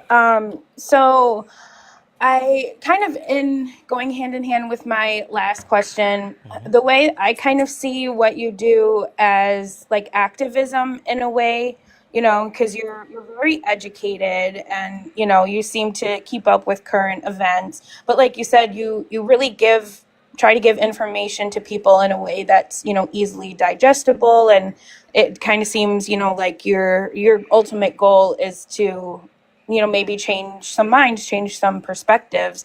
And then, you know, with what you do with the Black Atheist Coalition, I personally would probably consider you like, you know, an advocate, but just wondering how you, like, what would you consider yourself? Like, what would you describe what you do to somebody who didn't really know you? Yeah, I'd actually describe it just as straight up content creation. You know what I mean? I do create content, but I do want to become an advocate and I do want to become an activist, because just as one thing that I realized, one of the reasons why I started the Black Atheist Coalition is because in our community, within the Black community, being an atheist, period, just all in society, we're the abnormal ones, for lack of a better word. We're outside of the normal society just by being an atheist. But by being Black and atheist, if you look at every culture, like from African American culture to Caribbean, to the motherland in Africa, being some sort of Christian or Muslim is just the norm. You know what I mean? Like, if when it comes to us as Black people, especially over on this part of the world, not being part of a religion is seen as not just abnormal, but something is literally wrong with you. You know what I mean? Either wrong with your brain or wrong with like your moral system. Something is literally wrong with you. You know what I mean? So my what I would call it, my goal, that's the word I'm looking for. My goal is to normalize us. You know what I mean? Normalize people who look like me, who don't necessarily believe, which is why was what my motivation in starting the Black Atheist Coalition, to bring up more of those conversations. You know, bring up more of those normalization of our faces to the world, essentially.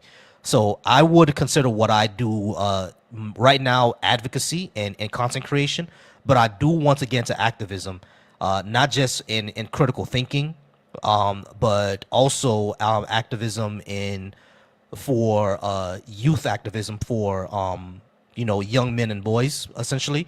I'm currently right now I'm studying to be a clinical mental health therapist.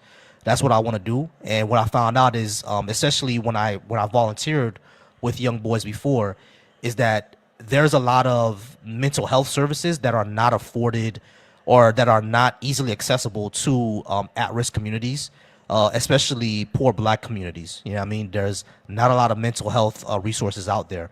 So I do want to become an advocate and an activist for mental health. So critical thinking, mental health advocacy and activism, and atheist activism, people of color activism is something that I definitely want to do, because again, we're just not normalized. It's just not seen as normal for people who look like us to be unreligious, to be non-religious, or even if you're not religious, you got to believe something. You know what I mean? That's something that I've heard all the time before, where being a non-believer is just it's like a moral failing. You know what I mean? And I want to get rid of that type of thinking, essentially. 100%. And I definitely, wanted to tell you personally how much I, respect you and I appreciate everything you do. And yeah, thank you for doing it. You may not be afraid, but I would be afraid. And so it's nice to have someone out there who doesn't feel that and is willing to, wade through the scary world and deliver that real good news, well, bad news, Exactly. but the news they need to hear. The bad news. Exactly. But And you know something, like I really thank you for saying that, because when I realized that what I do is not easy, um and I'll get into that in a second, but me becoming starting to create this content, it definitely was not easy, because my deconstruction journey took at least 10 years, and it started when I was in my mid 20s, around 25, and it ended around the age of, I would say, 32, 33, around that age. So about 9 years it took me. I didn't start seriously content creating until maybe last year, and I'm 37 now. So it did take me a while to step up and have the courage to actually do this. Yeah, you know what I mean? And that's not saying that anyone who doesn't do this is that you're a coward or anything like that. It's fine. I understand for some reason or another, there are people who can't do what I do, who can't show their face, because they either live in a community where they'll be excommunicated and they need that community. So I definitely understand it. Or you're in an area where it's not safe to do. Believe it or not, like, there are people who are the type of content that I do. If they were to go out into the community, they wouldn't be safe. So I get not doing it. You know what I mean? I'm in a relatively safe community, so I can do it. And I always knew that my parents will still love me, my family will still love me, no matter what. So I knew that I was out there able to do it. But it did take me some time, even if I knew all that. It did take me some time to actually become a creator. You know what I mean? It did take me some time. It was like, how do I actually do this? I don't know as much things as everybody else. I was watching, Deconstruction Zone. I was watching Justin, for months before I decided to turn on the camera and do it myself. You know what I mean? I was watching him for a couple of months on end before I did it. I was watching people like, there's another guy named SSJK Dot. He's another good creator. I was watching him do it. I was watching people like Alex O'Connor. I was watching that before I actually stepped up and say, you know what, I'm gonna do this, because there are not a lot of people who look like me doing it. And I think that voice and that perspective needs to be out there, to talk to people in our community as well. And which is what I want, what I actually want to do. But one of the things that I do want to start doing is something that I'm actually still kind of afraid to do, is like a street interview type of style. Like, actually go out there and talk to people in real life, with my mics and everything like that, and ask them, hey, do you believe in God? Why do you think I should? Why do you think I should? Etc. Etc. I actually want to go out there and do that one day. But again, people told me, be careful doing that, because you don't know who's following you. you don't know who's following you. You don't know who's going to become so offended by asking, why should I believe in God? There are people who are extremely offended by that. There are people, and you see them in my lives when I say America was never great, who become extremely offended by that. So I know if I go out there with a desk and a table and do the Steven Crowder, Charlie Kirk thing with a banner that says America was never great, somebody might follow me home. You know what I mean? Somebody might follow me home. So that's the only reason that I haven't done something like that yet. But I think I may start to. I'll start it off with religion first. Maybe not with the politics, because the way politics is going now, maybe not that. But I'll definitely start it with doing street interviews, asking people, what's a good reason to believe in God? Why should I believe in God, etc. Things like that. But I do appreciate all the support, any support that I get, any ideas that I get from anybody else. Y'all make me better. All the feedback that I get from any of y'all all make me better. So I appreciate it. that is so awesome. That is really cool to hear that you're, even still having things that you're planning on employing, and more ways that you're doing outreach. And I'm excited to, continue to support and watch everything that you're doing, which I don't know how much you can share, but my last inquiry, if you will, is like, if there's anything that you're kind of working on that you feel comfortable talking about, or sharing it all, I think it'd be a great opportunity to do so. But I'm gonna go ahead and drop down. Thanks for having me up, guys. Tahir, you don't have to drop. You can stay so that you can play Divine or Decline with us if you want. Okay, Oh I'll yeah, stick around. divine or decline. Yeah. Yeah, we're gonna play that in a minute. Also, if you're in chat, before you answer that, Volcy, if you're in chat and you have a question, come on up. The guest box is open. If you are too scared to come up and be on the live, please ask your questions in the chat so we can ask Volcy for you. Today is all about Volcy. It's asking him questions. It's getting the answers you want to know. It's getting to know these creators one-on-one.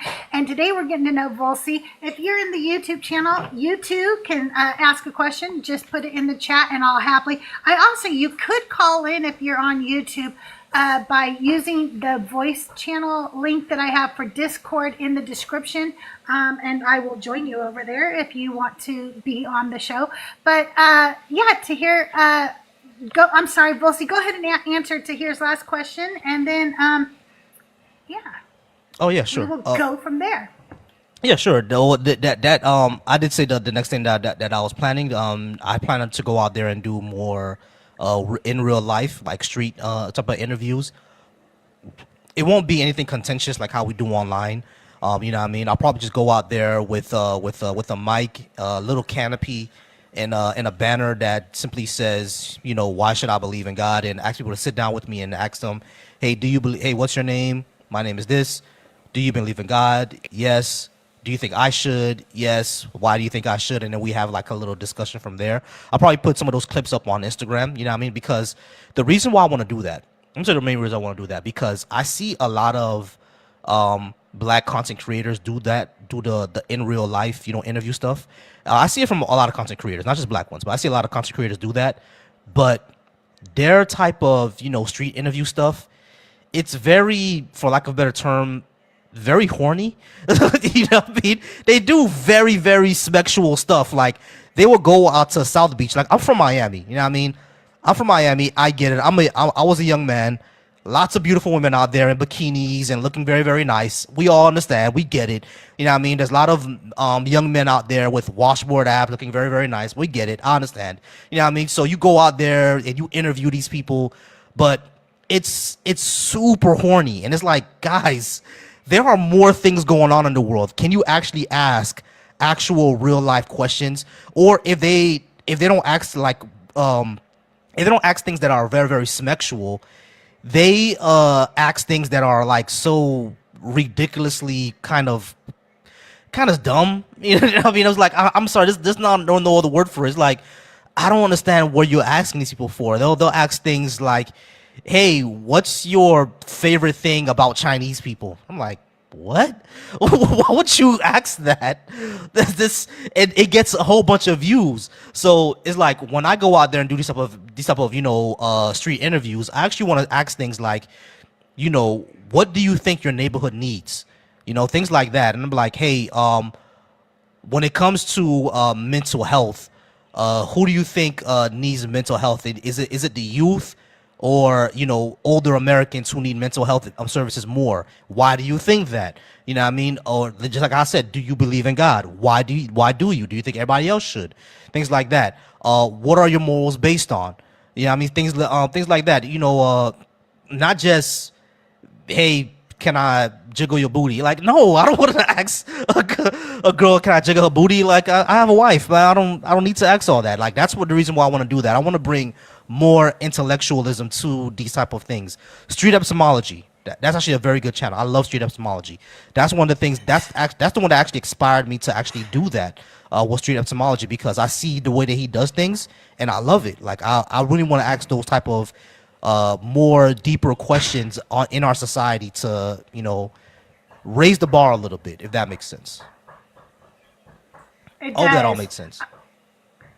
I did see a street one not very long ago, and you reminded me of it. She was asking people what their favorite Chinese food was. Mm-hmm. And the amount of people that didn't know what Chinese food was just like, people answered Mongolian barbecue. It has Mongolian in the name. What? Right. And I was just like, what is wrong with these people? How do you not know? Oh God! Not even What General on Tsao, earth? like orange Not chicken. even General Tsao, Oh not my orange God. chicken. I mean, not chow mein. You know what I'm saying? Like, it was horrible. Dr. Joe, welcome to the show. How are you tonight? W. my Dr. Joe. friends.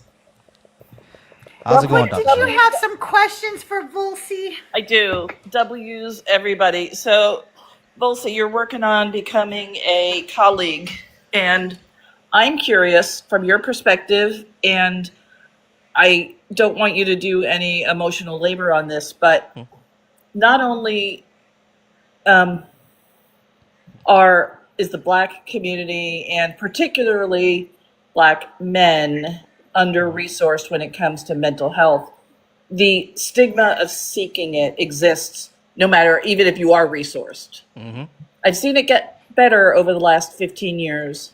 But what would you identify as somebody who, a clinician who looks like me in freaking Texas, can do to help encourage seeking mental health support on any level? Yeah, I'll stop there. Gotcha. When it comes to the Black community, especially Black men, one of the reasons why the stigma exists, it is a trust issue. I would say that it is a trust issue. Now, of course, we know the history of medicine within the Black community, why Black people tend not to trust the medical industry, because of all the experiments that happen.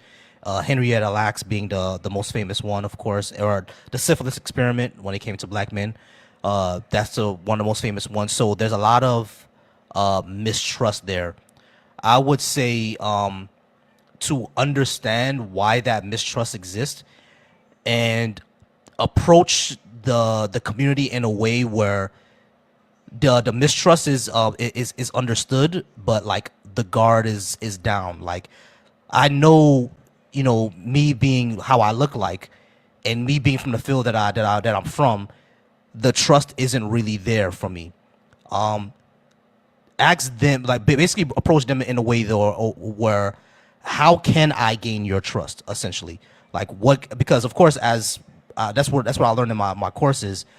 The clients have to know how to trust you, essentially, because they're divulging a lot of information about themselves, a lot of emotional labor about themselves. But basically, I would say approach the conversation in a way of course, you're kind of you're kind of at a disadvantage, of course, unfortunately, being not just being a white person, but being a woman.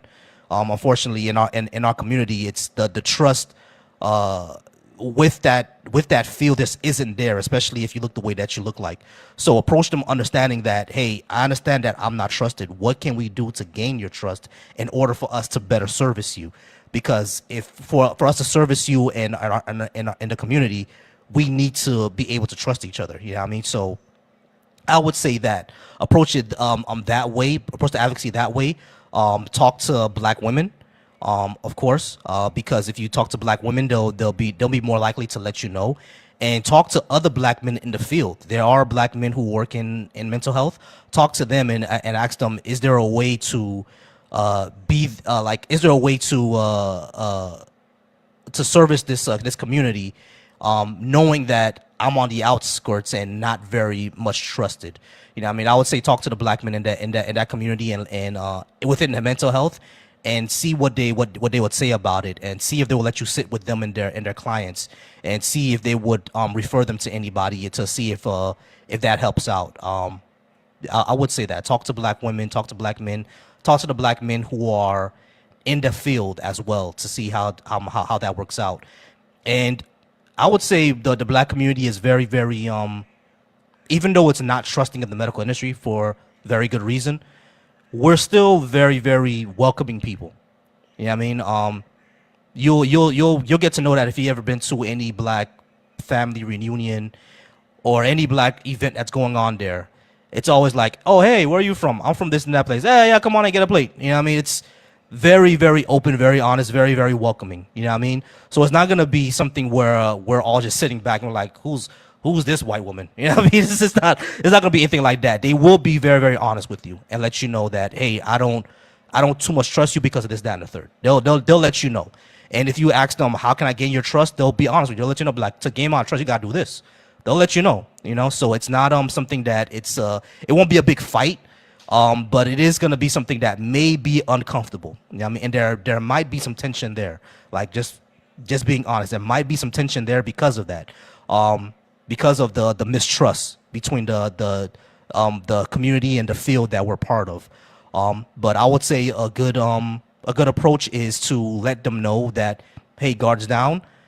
I understand that I'm not trusted. How can I gain your trust? And talking to the black men and the black women in the field to ask them, what is a good way to service this community, because I would like to, and they'll let you know. Thank you so much. Of And course. on your journey on the academic side, if you need any help, support, you want any feedback, let me know. Yeah, of course. I'm definitely. I'm going my school. When does my class start? Matter of fact, my class start Monday. Holy shit! I think my class start Monday. No, actually, no, they start on the 7th. I just checked. They start on the 7th. All right, great. Yeah, my classes start soon, and definitely as a colleague, I'll definitely be reaching out, and for any resource, any guidance. Maybe I'll become a PhD in psychology one day, and I'll definitely be a doctor, like my dad always wanted me to be. If you're from the Caribbean, you always heard the three professions that our parents always told us: doctor, lawyer, engineer. So I'll definitely Dr. maybe Joe, one day you be a didn't doctor. have to drop down, but thank you so much for coming up. I really appreciate it. If you have a question and you're in chat and you don't want to come up, feel free to ask. I will check the YouTube real quick, see if Wait, we have can any I- questions in there. Can Go I ahead, add Sahir. something in there really quickly too? Yeah. As I was listening to them talk, another thing that kind of came to mind for me is like how much the whole religion and Christianity aspect, kind of impedes on mental health journeys and, people seeking help, because a lot of what the indoctrination teaches you is you're supposed to lean on God, in hard times. Like, you don't seek help, you don't acknowledge that something's really wrong, you just pray, or you go talk to the pastor, or there's like all these things that you're supposed to do before you ever consider actually going and seeking out mental health assistance. And, I think that's another reason that I'm so behind, like, the deconstruction movement, first and foremost, not even just because, like, Volcy did talk about how religion is such a staple in Black communities and Black families and everything, but like just people in general, like of all races and nationalities, is like, mental health gets thrown to the wayside because this religious aspect is so important, to them. So, I think one of the benefits to breaking down that element is then you are more open to, seeking help for other reasons. Oh yeah, I forgot to add that, but that's definitely something that I should have added. You're absolutely correct to hear, because there's a lot of pray it away. There's a lot of pray away the spirit of depression and anxiety. Y'all, depression and anxiety is not a spirit, all right? Like, God is not taking you through anything. You're just suffering. All right, that's exactly what's going on. So it's one of those things that just like how Tahir said, it's very hard to break through. And I already know that even in my field, even I have an uphill battle, because I'm not gonna approach them with giving them a verse. I mean, I've heard that there are people who approach me for like advice, for help, and a lot of times when I'm actually trying to get through them, like trying to help them out, some of them will interrupt me and be like, "Hey, you got a verse for me? Do you got a verse? Give me a verse." I'm like, I'm not gonna give you a verse, bro. Like John 3:16 is not gonna help you at this moment. You know what I mean? You have huge issues with anxiety. You have huge issues with depression. You have unresolved childhood trauma that you haven't dealt with. Like, you saw your cousin get shot, bro. Like the Bible's not gonna help you with this. You know what I mean? Like, you need more than that. And I understand that. I'm as a therapist, you have to understand that a lot of people, especially if they're going to be Christian or Muslim, their faith is going to be important to them. So do not take it away. You got to incorporate that. And I understand I have to incorporate that. But that's not all I'm gonna have you do. You have to do a lot of work in order to get through what you're going through. And it's not just gonna be, here's a verse, we're gonna pray, and you're gonna go home. I'm not doing that for you. I'm gonna do more than that. Absolutely. Yeah, love that. Schley, welcome to the show. Did you have a question or two for Volcy? I do. Hi, everybody. How's it going? Thanks for having me. I'm so appreciative of this conversation. I just have loved listening, especially your insights on the mental health side of things. I'm actually in nursing school and I am developing kind of a resource for mental health for a vulnerable population. So it's really cool to just like hear you guys chat about that and just kind of glean information where I can. Anyway, I wanted to ask you my experience with deconstructing is where this question is coming from. But so my husband and I deconstructed at different times, 7 years apart from each other. So he was well past the point of like deconstructed by the time I finally started my own journey with that. So I just wanted to hear if you had a similar experience or how it was, because I know you said you and your wife are we stayed together. Anyway, it's not about me. So I just wanted to hear if that was similar for you or if you guys kind of did it together or what that was like for you. I deconstructed before I met my wife. Before I met her, I was already deconstructed, and honestly, dating as a non-believer was extremely hard. Tahir will tell you, when it comes to our community, black women, they love them some Jesus. Black women love them some Jesus. So like it was one of those things where a lot of their requirements for a man, two out of 10, essentially, or two of the most important things that they wanted, I would be missing. Not Christian and not tall.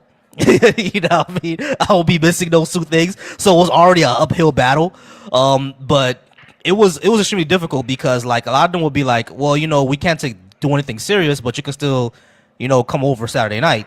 And it was like one of those things where like, yo, I don't want to just do that. I want to have an actual companionship. Right. So it was actually, now for a while it was fun. I ain't gonna lie. For a while it was fun. I was like, okay, yeah, sure. But for a while it was fun. But after a while it was like, I actually want companionship. I actually want someone who actually wants me back, you know? So before I met her, I was actually already deconstructed. But then when I did meet her, I said, you know what, I gotta just start some people up front that I'm not a believer, and if they don't want to do anything after that, then they don't want to do anything after that. But luckily for me, when it comes to my wife, she's actually a practitioner of African traditional religion. You know what I mean? And African traditional religions, they don't really judge you on that. They're like, that's your journey. That's, you know, whatever. Like, I'm going to speak to my ancestors and my spirits and whatever, and that's what I do. And one thing that I learned about African traditional religion is that a lot of it is a lot more metaphorical than it is literal. Now with her, like, I think it's with her, it's a little bit more literal than it is metaphorical. But for a lot of African traditional religions, a lot of it is metaphorical. Like, even though they'll pray to the ancestors, a lot of them don't actually expect their ancestors to answer them back. It's just more of a personal, you know, spiritual thing for them. You know what I mean? Of course, there's the spirits of, like, you know, the Emoja and Oshun and Ogun and Shango and Oldumare. All those are spirits that exist within African traditional religion, but it's more about a way of life. It's more about a metaphorical thing than it is actual literal. They don't expect Shango to actually strike lightning anywhere. They don't expect that, you know? It's a lot more metaphorical. Now, there are people who do take it literally. There are those who think that, you know, these are actual spirits and the afterlife is like, if you guys seen Black Panther, that ancestral plane, that actually is the afterlife in African traditional religion. That's a real thing. That's an actual thing. So that's what the afterlife is to them. It's basically them chilling with your ancestors, which is awesome. That's way better than heaven and hell to me. Yeah, You know what I mean? yeah. So that if there is an afterlife, I hope it's the African one, because I just want to chill with my grandma. You know what I mean? I want to chill with my granny and my granddad. You know, I never got to actually talk to my granddad. My dad said he was an awesome guy. You know what I mean? So I want to chill with my ancestors. That'll be cool. If there is an afterlife, I hope it's that one. You know, so yeah, so that's what they believe, and it's more, they don't really judge you. So when I've had the same experience where I've asked other black non-believers, how was dating the life for you, and they told me the same thing. You know what I mean? Like, it's this for the men and the women. You know what I mean? Black non-believers, it was extremely hard for a lot of them because the community is really, really stuck on, you know, either Christianity or Islam, and if you don't believe in those things, you're not taken seriously. So I would always say either get with someone within the community or someone who does, you know, African traditional religion, because they don't care. They don't give a shit. It's not about, you know, saving souls or whatever. It's just about communication with your ancestors, and it could be the ancestors within your family or the ancestors in a family that you marry. Like my wife, she says Oh, that. that's cool. Yeah, she says that she's been hearing like Haitian Creole in her dreams. So she says those are your ancestors. You know what I mean? So your ancestors must be communicating with mine to come together, I guess. And I said, oh, okay, cool. That's awesome. If that's what's happening, I hope that's what's happening. You know what I mean? That would be cool. But That's really cool. yeah. So that's basically my journey when it comes to that. It's You have a question in chat. They want to know it's from Preston Ward. That's so interesting. Does it have a name, or is it called African traditionalism or similar? Oh yeah, it's African traditional religion. It's just like a broad term I was using. It's just like how Christianity is a broad term, and then there's Catholicism, Protestantism, etc. And in African traditional religion, my for my people, for Haitians, it's of course Haitian voodoo. That's an ATR. My wife is Jamaican, so hers is Obia. There's also Congo. There's also Yoruba, which is all the Orishas. There's also Santeria, which is from Cuba and the Dominican Republic. There's Trinidad Obia as well. It's a little different from Jamaican Obia. There's Bakongo. There's a lot of them, as a matter of fact. And in America as well, there's hoodoo. There's Louisiana voodoo, and there's African American hoodoo. You know, I mean, there's that as well. So there's a lot of them, and they all have things in common, like ancestral veneration. That's very much in common. Animism is very much in common. A lot of spirits are in common. Like hoodoo has Yamoja, voodoo has Yamoja, Santeria has Yamoja, Obia has Yamoja, and over in Yoruba religion, over in Africa, and West African voodoo, they also have a Yamoja. You know what I mean? So like sometimes we share deities, sometimes we don't. Sometimes we share practices, sometimes we don't. Like in hoodoo, they have the dolls. That exists in voodoo as well. Voodoo has the dolls as well, but it's not necessary for you to have the dolls in voodoo. So it's things, they have some of their own traditions, but a lot of it is very, very similar, which is why it has a broad term of African traditional religions. But we all have our own type of separate traditions, our own families. Like Haitian voodoo is very, very complicated. There's like Veve symbols. There's families. There's the death gods and their families. There's the river gods and their families. There's the sky gods and their families. It gets very, very complicated in Haitian voodoo. And in Haitian voodoo, we also have, Mary, Mary, the mother of Jesus. She's also in Haitian voodoo. She's black, of course, but she's also there, So it gets a little complicated and very, very interesting, which is why I've always wondered why Disney never did a movie on it. We know why, but Disney never done a movie on it. But it gets very, very interesting. Yeah, we know why. The Lion King is set in Africa, but there's no people at all. So Oh, sorry. because I'm learning more about. I'm sorry, Schley. Go ahead. I'm sorry, I interrupted you. No, Go ahead. it's okay. I just was gonna say the same thing. Like, it's just so fascinating. I could like read and read and read about this stuff and just devour it and never be tired of it, because it's just, I love like understanding different cultures and religions and belief systems and what makes people who they are, like what makes them tick, what they believe and why. And all of that stuff is just so fascinating. And there is something very beautiful to me about somebody who believes in an afterlife like that. I wish that I could. I'm just not convinced myself. But like, I do think it is so cool to hold on to an idea of like, we get to be together in this afterlife, and it's just this beautiful thing. So I think that's cool. And then I did have one more question. Sure. And it's Before you do, let me ask a question about what he was just talking about real okay. quick, because I want to know. So 2 things. One, if I wanted to learn more about African traditionalism, religions, and so forth, is there a good book I could read about that you recommend? Yeah. Give me a second. I actually had that book. That's what I was gonna ask. Oh, That's okay. I can good. think of another one real Great quick. mind. Okay, good. Yeah. And let's also, see. what I wanted to know while you look for that is it a closed practice like Judaism is a closed practice? Not that I am converting. I Gotcha. just want to know. Gotcha.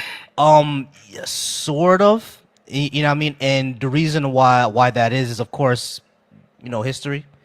The history of colonialism. So it's kind of enclosed now. They're very, very careful about, who they let in, essentially, but it is possible to you may not become like a whole Ife priest, but if you want to learn more about Right. what they like, they'll what is it about, they'll definitely let you know. You know what I mean? But Okay, that's cool. yeah, but it is a little bit more enclosed right now because of, of course, because of history. It's a little bit more enclosed.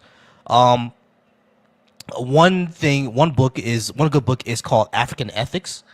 It's called an anthology of comparative and applied ethics in Africa. It's centers around like African philosophies and stuff like that. African Ethics is a good one. And there's also African Traditional Religions in Contemporary Society.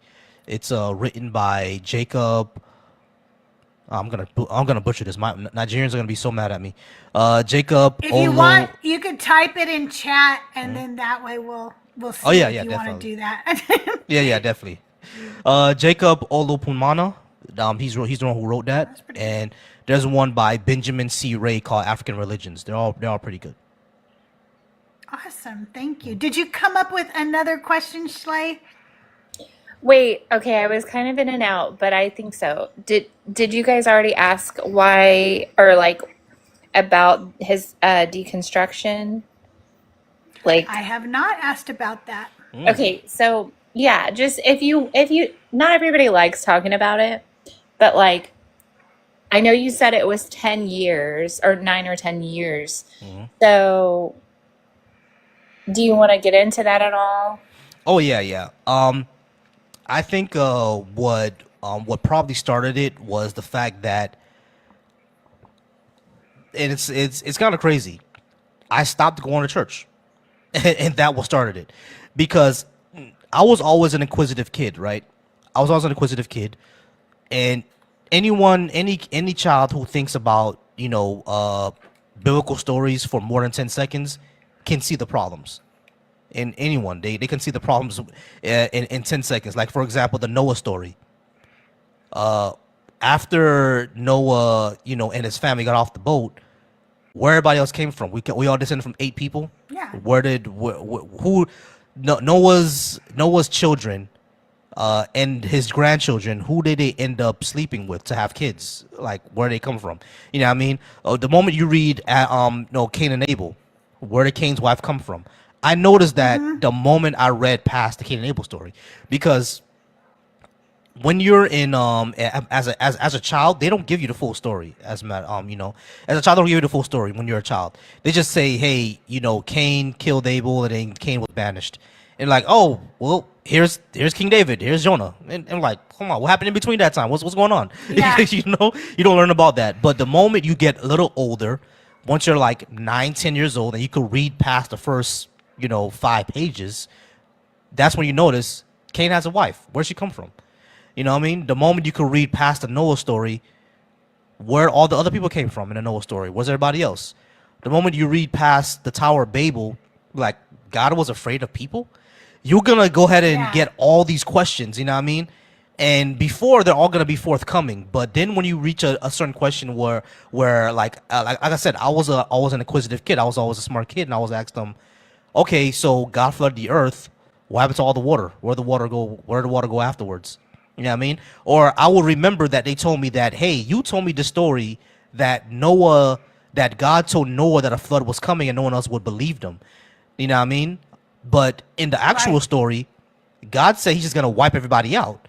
Which one was it? Yeah, I mean, did he foresee a flood, or did God just wipe everybody out because he didn't like them? What happened? You know what I mean?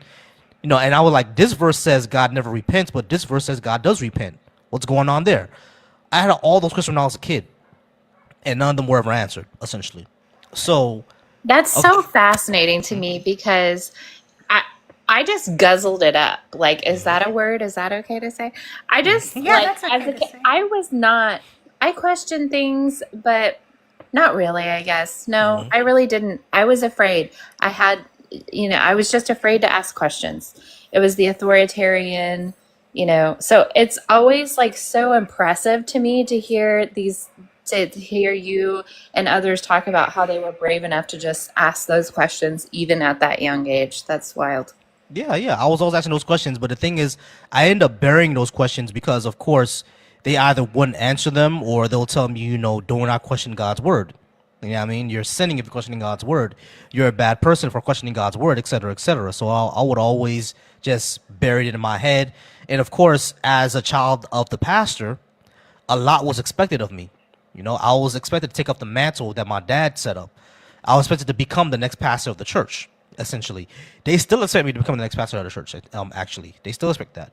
Wow. So, all that was there, right? All that pressure was there. So, of course, I just buried it. I never really thought about it until it got to a point where, now that I'm 19 years old, I'm going to go ahead and I'm not going to get out of the house, but like, my parents say, hey, you need to start paying some bills around. Of course, I'm 19. You're a young man. You need to start learning responsibility. No, not a problem. I went ahead and got a job, but guess what? That job had me working on Saturdays, the night shift, 11 to 7, and then on Sundays, 3 to 11.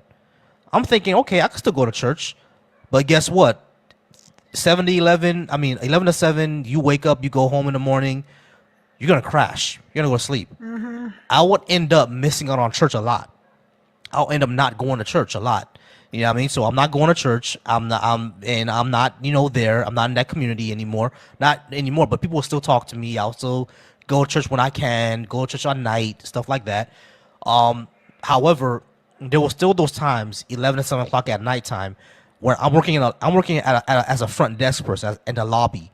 You know what I mean? So in Miami, around 1 o'clock, people are going out to the club. Around 6 a.m., people are coming back from the club. From 1 to 6, you're there on your own by yourself, and you have nothing to do. So all this time, the only thing I had to do was be inquisitive. I didn't have the Bible with me, so I always look up the Bible verses. But when I would Google these Bible verses, I would see YouTube videos. And when I saw those YouTube videos, guess what I found? I found Aaron Raw. I found Thunderfoot. I found Amazing Atheist. I found those videos. People actually critiquing religion and going through the questions that I never got answered. You know what I mean? And they would actually look through these questions and answer them themselves. I would reach a lot of this content, right? So reaching a lot of these content, and I was the angry Christian. Like, I would argue with people in the comments, like, oh, you guys are going to hell, and Jesus said this, Jesus has been proven. I would even lie and said that, a lot of times that's when I realized that, yeah, a lot of Christians lie to themselves, or a lot of Christians just make stuff up. You ever talk to a Christian and, you either had a question or you would say, like, I remember one thing that I would see Christians lie about a lot. They always had a friend or cousin or someone that they heard about, or a third cousin twice removed that woke up from a coma or was completely brain dead and woke up. That always happens. That always happens. Whenever you tell them when you're brain dead, you're dead, nothing ever comes back, they always say, oh, I had a fifth cousin twice removed from my aunt's side that was brain dead and he woke up. It's cap. They're lying. All right, because Right. I know they're lying because I lied. I said that before. You know what I mean? And I knew I was lying. But when I realized that I'm lying and I'm lying for Jesus. Why am I lying for Jesus? Why does this hurt? Why are them critiquing me so much that I had to lie about Jesus? You know what I mean? So that's when I started going through the deconstruction phase, and I was like, is what I'm believing actually true?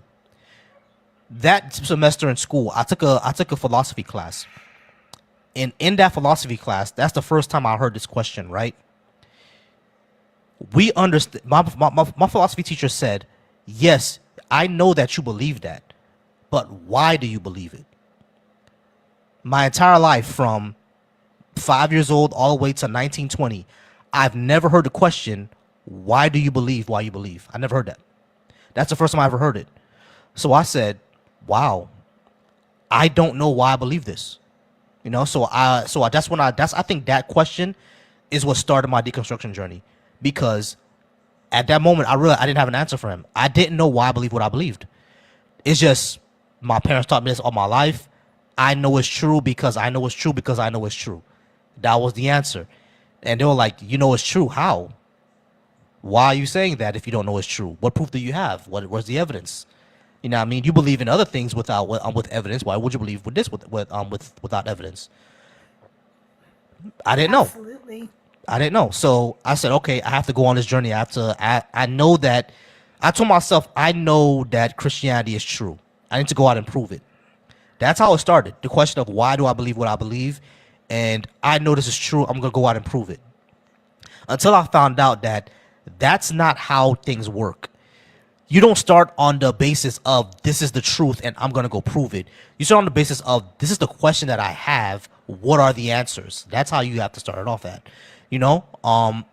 And I started to find out things that, well, I think one of the big, I guess the dominoes that fell was that I realized that Adam and Eve can't be true. Noah's Ark can't be true. The Tower of Babel can't be true because that's not how language works. I took a humanities course and I was able to figure that out. That's not how language works at all. You know what I mean? These stories can't be true.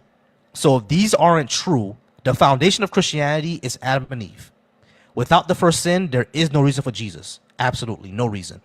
Without the first sin, there is no reason for Jesus. If Adam and Eve is not true, what else is not true? So I had to go through that entire story. I had to go through the entire Bible and see what were the contradictions that I buried before that I see now. What are the things that are absolutely BS? You know what I mean? I had to go through that entire journey. But at the end, I had to figure something out. I had to ask myself an actual real deep question. I had to ask myself, can you believe in something without any evidence? You got to be honest. And I said, me being honest with myself, I can't believe something without evidence because I know that's not how it worked in anything else that I believed. Anything else that I believed in my life, I never believed without evidence. If you can't prove it to be true, I'm not going to believe you. And that was always an issue. You know what I mean? Because that was always an issue because I would also ask people, hey, you know, what's the proof that you have of this? Why are you saying it for? And they will always send me back with, well, you believe in God without no evidence. And I couldn't say anything. So now I'm like, okay, why do I believe this without no evidence? Should I also believe it? And I have to be honest with myself. And I'm like, no, I cannot believe something without evidence. And then I had to ask myself another question. Do you actually need this to live a good life? Do you actually need this to have morals, to have purpose, to have drive, to love anybody? Can you love people without this? Can you have drive without this? Can you have purpose without this? Can you have morals without this? The question was yes. So I can't believe something without evidence. The answer is no. I don't actually need this to live a good life. The answer is yes. So if it's evidently not true, and I don't need it to believe, why should I believe it? And I realized at that point that I don't. That's how I became an atheist. It took a long time. It's a long story. I'm sorry I took about 15 minutes. No, it was a really good story. And people were saying, W for your professor. I wish somebody had asked me when I was so much younger, why? Why do you believe in this? Nobody ever asked me that either. Hi, Deal Breaker. everybody coming in, thank you for joining us. We're here tonight with Volcy as my special guest for Decon Q&A with CrystalJae. Deconstruct with me. Do you have a question for Volcy? And if you do, I'm going to let you ask it, and then I'm going to be right back, okay? Did you have a question for Volcy, Deconstruct with me? Hey, Crystal. Hey. Schley, of course, took my question because I always want to know people's deconstruction story. So your dad's a pastor. What does he think I'll now be right back. about you right now? My dad, of course, absolutely loves me. You know what I mean? We all love each other. We're a very, very tight-knit family. You know what I mean? He doesn't like it, and they're all basically kind of the mindset that I'll come back to the fold one day.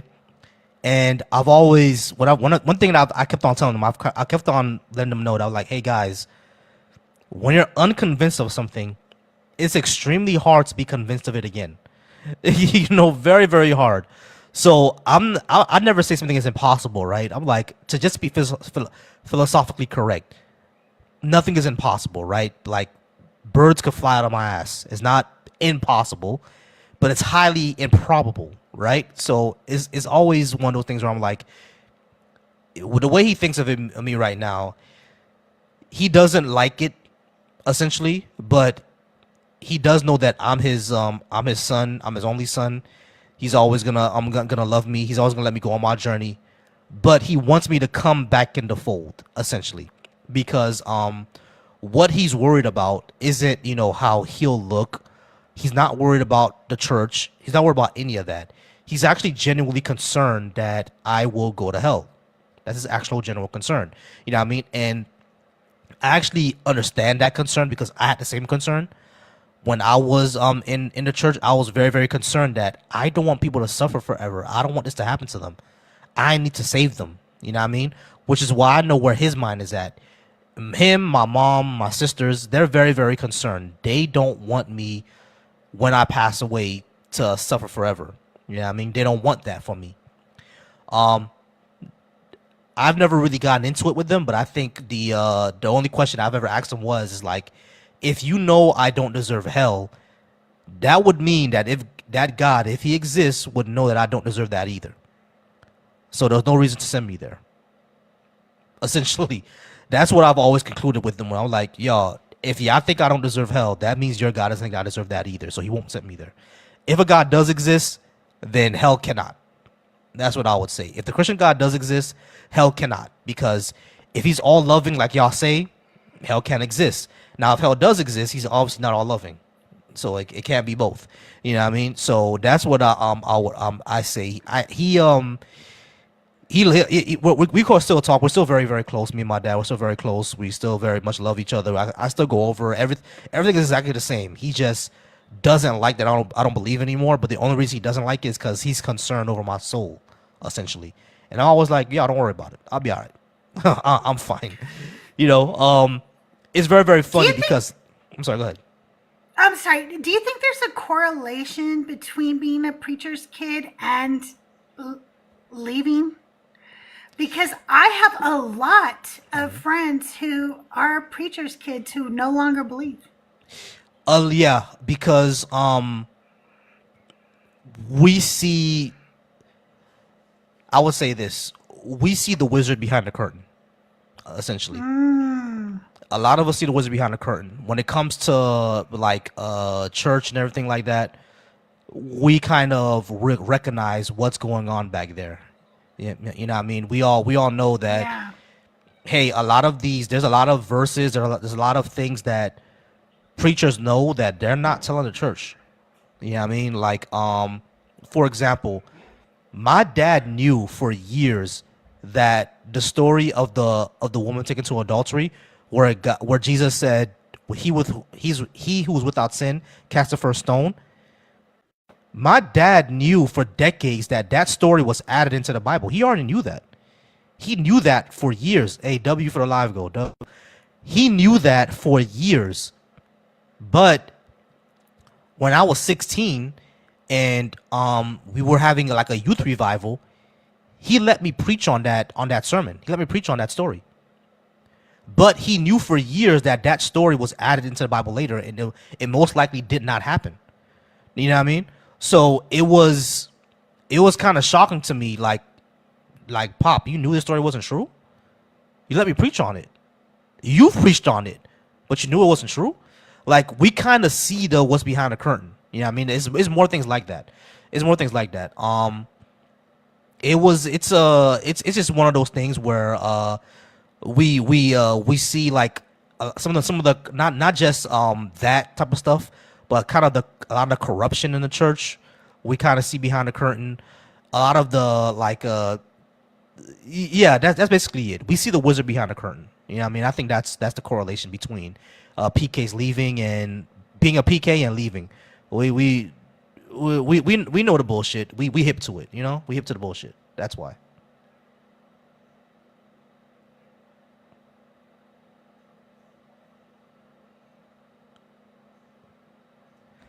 I can't hear you, Crystal. Yeah, I was gonna say, is it just me or? I muted. There was background noise, and I was trying to mute for you, and I forgot to unmute. Yeah, but you guys probably are like, stay muted. Let's keep listening to Volcy. Deconstruct with me, Schley or Tahir. Do you have another question for Volcy? No, he definitely hit all of my questions so eloquently. I really appreciate it. Thanks again, Crystal, for doing this. Don't drop down. We're about to play. But I tapped the in game. JD for me.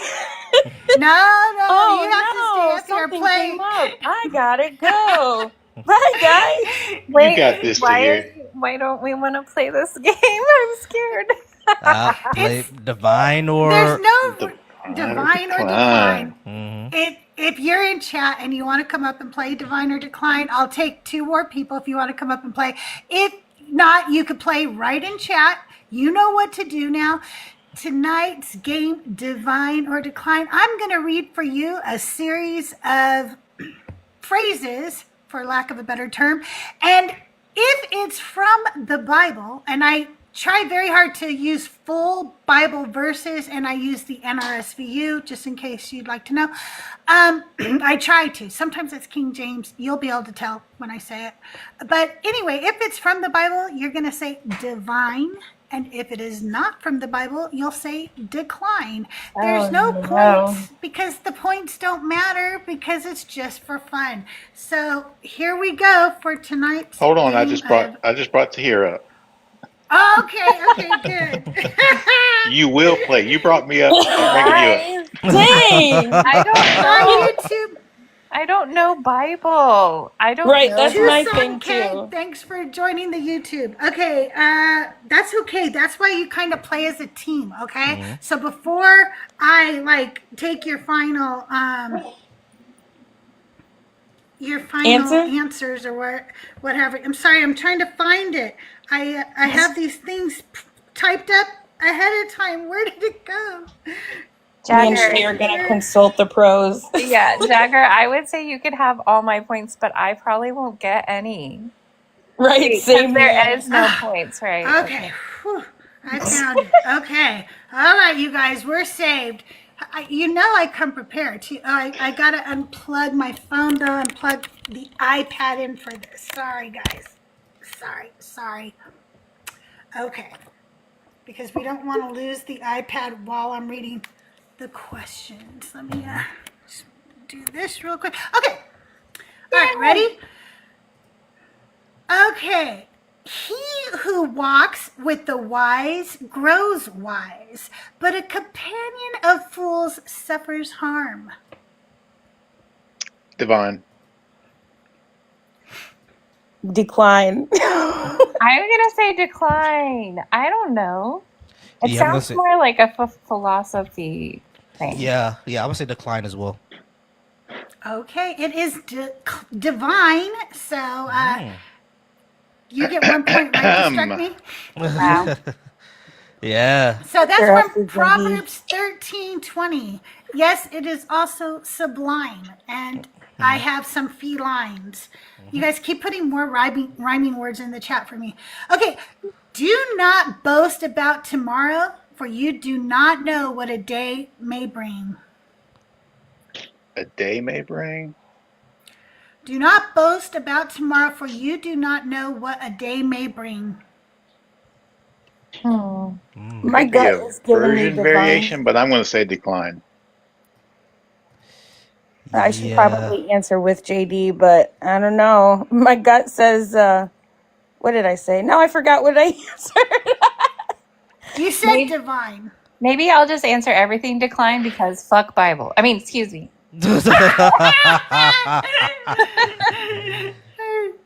Yeah, I'm gonna say decline. So to Decline. hear, are you and Slay's decline, deconstruct is decline, and to hear, are you divine or decline? I think divine. It is divine. That's Proverbs 27:1. I need to job, reread Tim. I always thought it Damn. was, Dang it. don't know what tomorrow will bring. It says, That's do why I not was- boast about tomorrow, for you do not know what a day may bring. And it could be a translation thing because I didn't put what translation this was. Usually I put one, but I didn't on this I one. need to reread Proverbs. A, Bro. a king's heart is weighed not by his crown, but by his deeds. Decline. I'm gonna go decline as well. Well, divine then. I'm gonna decline as well. Ain't no way there's three divines in a row. I'm gonna decline as Okay, well. it's a decline. Yeah, I was playing the odds too, That's Volcy. decline. Wait, that's good test taking skills. Damn it. Yes. Yes. I knew that you guys were going to do that too. I was like, damn, they're going to know. Okay. The eyes of the Lord are in every place, keeping watch on the evil and the good. Oh, that's divine. Divine. Divine. Decline. It is divine. That also is Proverbs. Proverbs 15:3. Yeah. Hell yeah. I remember that. I remember that one. He's always watching what you're doing, right? Okay, as a city, Hold on, Doug. He says is. He's- Alpine. Bovine. alpine or bovine. Okay. As a city without walls is a man who cannot control his temper. Divine. No, I'm gonna decline. That sounds like Sun Tzu or something like that. I'm inclined to say decline. All mine is also decline. Goes up. Oh man. Well, I heard it through the grapevine that it was divine. Hell yeah. Oh wow. Oh man. Hey. That was Proverbs 15:3. No wait. Yeah, I gotta Which one reread am I on? Proverbs. No, Proverbs 15:4. Sorry. Proverbs Yeah, I gotta 15:4. reread Proverbs. Definitely gotta read Proverbs. No. There's actually a lot of good Which stuff in one was it? Proverbs. Which did I just read about? Intertwined. Decline. Did I just say the eyes of the Lord are in every good place? No, I said we already did as a city without walls is a man. That was so. Was it a gentle tongue is a tree of life, but a perverse tongue crushes the spirit? Did I do No. that one? You did the No. one before that. So the last one was decline. Then I lied to you. Yeah. Okay, I It knew was No, fake. can't Thank take you. them away. Thank you. But It it was sounded fake. loosely. Sorry, I'm so sorry. Yeah. I got lost on my little list here. In the Bible sauce. Okay. Lost in Yeah. the sauce. Okay, a gentle Well, tongue is a tree of life, but a perverse tongue crushes the spirit. Oh, That's divine. Yeah, it feels Let me very- ask my concubine. Divine. divine. All right, that is divine. That's Proverbs 15:4. I actually accidentally gave you that answer just a few minutes ago when I go, was that Proverbs 15:4? I wasn't paying That's attention. not it. Okay. Wine is sweet, but wisdom is sweeter still. Decline. Wine is sweet was sweet. That sounds like Solomon. That does sound like Solomon, doesn't it? Yeah. I'm gonna say divine. She's not tricky, even though. going. Crystal is tricky. Yeah, very tricky. Divine. The sign is telling me to go divine. Well, it's decline. Yeah. Decline. That was by it's design. decline. That was just fake. That was. I'm going to be talking in rhymes for days. Whoever digs a pit will fall into it, and a stone will come back on him who starts it rolling. Huh? I'm gonna go Decline. decline. Yeah, I'm gonna go decline If too. it's divine, I'm gonna cry of like It hilarious. is divine. It's Proverbs 26, It's so 27. non-trivial. Oh my God. That's why I thought you guys would get that one. I thought you guys would go, this absolutely makes no sense. It has to be biblical. Exactly. That's Well, what I'm I didn't thinking. actually answer before you said the answer, so I'm going to say divine. You were And going to say that all along. gather up them points. What does it mean? That don't isn't. Whoever digs a pit will fall into it. So if you create a problem, you're the one who's going to have issues with the problem. Like you're creating the mess, right? Okay. And Fine, if Bible. you start a wheel rolling on it, then it's going to roll back down on you. Okay. That's binoculars. But not if you do it right and you Bullshit. use some engineering. None of this is true.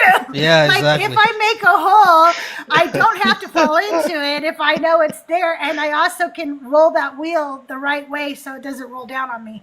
So Yeah. it's kind of stupid. So that should have told you it was divine, right? You're The so right. stupidity of it. Okay. The foolish man chases the wind, but the wise man plants his feet on solid ground. divine. Yeah, divine. I'm going divine with that one. Divine. It is decline. That is just fake. Crystal. Did you make that up, Crystal? So tricky. No. Okay, No, I I was look about a to lot say. of those. I also take from the Quran and the Book of Mormon. Ah, These that's have why. not been very much, but I do try to use things that sound very Bible-y. Okay. Like a dog that returns to its vomit is a fool who repeats his folly. Ew. My dad said that. That is 100% divine. Yeah, I think it's divine. Yeah, that sounds pretty stupid, divine. Decline. No, Tahir, change your answer. It is divine. And I will tell you what, when Christians come into chat and they go like John 3:16 or whatever, and they just put their little things up, I always put this verse up hoping they'll go look at it. And I put Proverbs 26:11. I love telling them that a dog returns to its vomit. That is so funny. That's One hilariously of my bad. favorite verses to troll with. Well, you guys, I have had a lot of fun tonight. If you have any more questions, now is the time to ask them. If you don't want to come up and ask a question, just ask it in the chat. I'll be happy to read it to Volcy, to hear, deconstruct, and Schley. If you have any more questions, now's the time to ask Volcy anything at all. Sure. So Volcy, I just want to say, hey, thanks for all that you do. You were one of the first people I found out in this community, so I appreciate what you do. I definitely appreciate it, man. I'm trying to grow even more. So I'm gonna. Crap, I kind of lost my train of thought. Sorry about that, yo. So, no, I appreciate that. I appreciate any support. I upload everything I do to YouTube as well. Still trying to grow on there. I do have a subscription goal. So if you guys go to my if you guys ever come across my lives, definitely subscribe. You get all the cool stickers. I'm trying to come up with more cool stickers so we can go ahead and build this community, and I appreciate it, man. I appreciate any support and love you all. And your YouTube link is in your bio, right? Yeah, it's in the link tree. What is your can you type tell me your YouTube so I could post it in my YouTube for them to subscribe over there too. Yeah, it's Volcy Thoughts. The same thing that it is on my All one word? all one word, VOLCY Thoughts. Capital V, capital T. Volcy Thoughts. Okay. All right, Crystal, I'm about to hop down. I need to finish dinner. All right. Well, thank you so much for coming up. I really appreciate you. And thanks for playing the game. If you're that's on fun. YouTube and you have any questions, let me know. Bye, And guys. there's Volcy's username for the YouTube. Good night. And that way, if you're over on YouTube, you can go subscribe to him right now. Also, if you over here on TikTok and you haven't subscribed, go. Oops, sorry. Go to his YouTube. The link is in his link tree, and go to my YouTube and subscribe to me too. It's absolutely free over on YouTube to subscribe to us, and we are both putting out some content for you. So go subscribe. Volcy, I want to thank you so much for being here. Is there anything else you'd like to promote before we end tonight? Are you doing any podcasts? Do you have a website? Do you have anything else you're working on that you'd like to promote? Let's see. What am I working on? Well, right now is just my YouTube channel. You can also subscribe to the Black Atheist Coalition. That's linked on my YouTube channel as well. I have my own personal Discord coming out soon. I'll still be part of Deconstruction, of course, but I'll have my own personal Discord coming out soon, and we'll see if I start any merchandise. If I do, you'll see it soon. That's awesome. Yeah. I hope so. Let me know if you need help with that. Oh, definitely. All right, you guys. Well, I'm going to go ahead and close this out for tonight. I've had a really great night. Volcy, you've been an amazing guest. I have so enjoyed your content. I find like I learn something new every time I watch your show, whether it's about politics, whether it's about history or science. I always learn something new when I watch your lives. So I really appreciate you. You're an amazing creator, and I'm really glad I got to meet you. And I really appreciate and want to thank you for coming on my show. Schley, Tahir, thank you so much for coming up and hanging out while we played Divine or Decline. And you guys, thank you for all my mods and for all the mods on YouTube, TikTok, in the Discord. All of you mods work so hard, and I just want to thank you so much because I don't think we thank you enough, and I really appreciate all of you. Thank you again for the gifts, the likes, the shares, the subscriptions, and the follows. I really appreciate all the support. If you would like to support the live, there's some links in my link tree, and as always, please subscribe to my YouTube. I will see you around the mean streets of TikTok. Join me live tomorrow at 11 a.m. right here with Sam. And thank you, Crystal. Definitely. Thank you, Volcy. Thank you, Crystal. Bye. Yes, thanks, guys. Bye. Oh, is there Appreciate somebody to raid? Is there somebody to raid? We should raid somebody if there is. I know there's like only 23 of us, but that's a good number. Let me know in comments if we should go raid somebody. Tell us in comments who we should raid. There's got to be somebody live right now. Is Ty the Goddess live? Fluff live? Nick Graves? Who's live right now, you guys? Ian? I don't know. Coco? Oh, what's Coco's full name? Because I don't know if I follow Coco. Zename. Everybody head to Zename's live for me, please, and say Crystal Raid. I love you. I'll see you.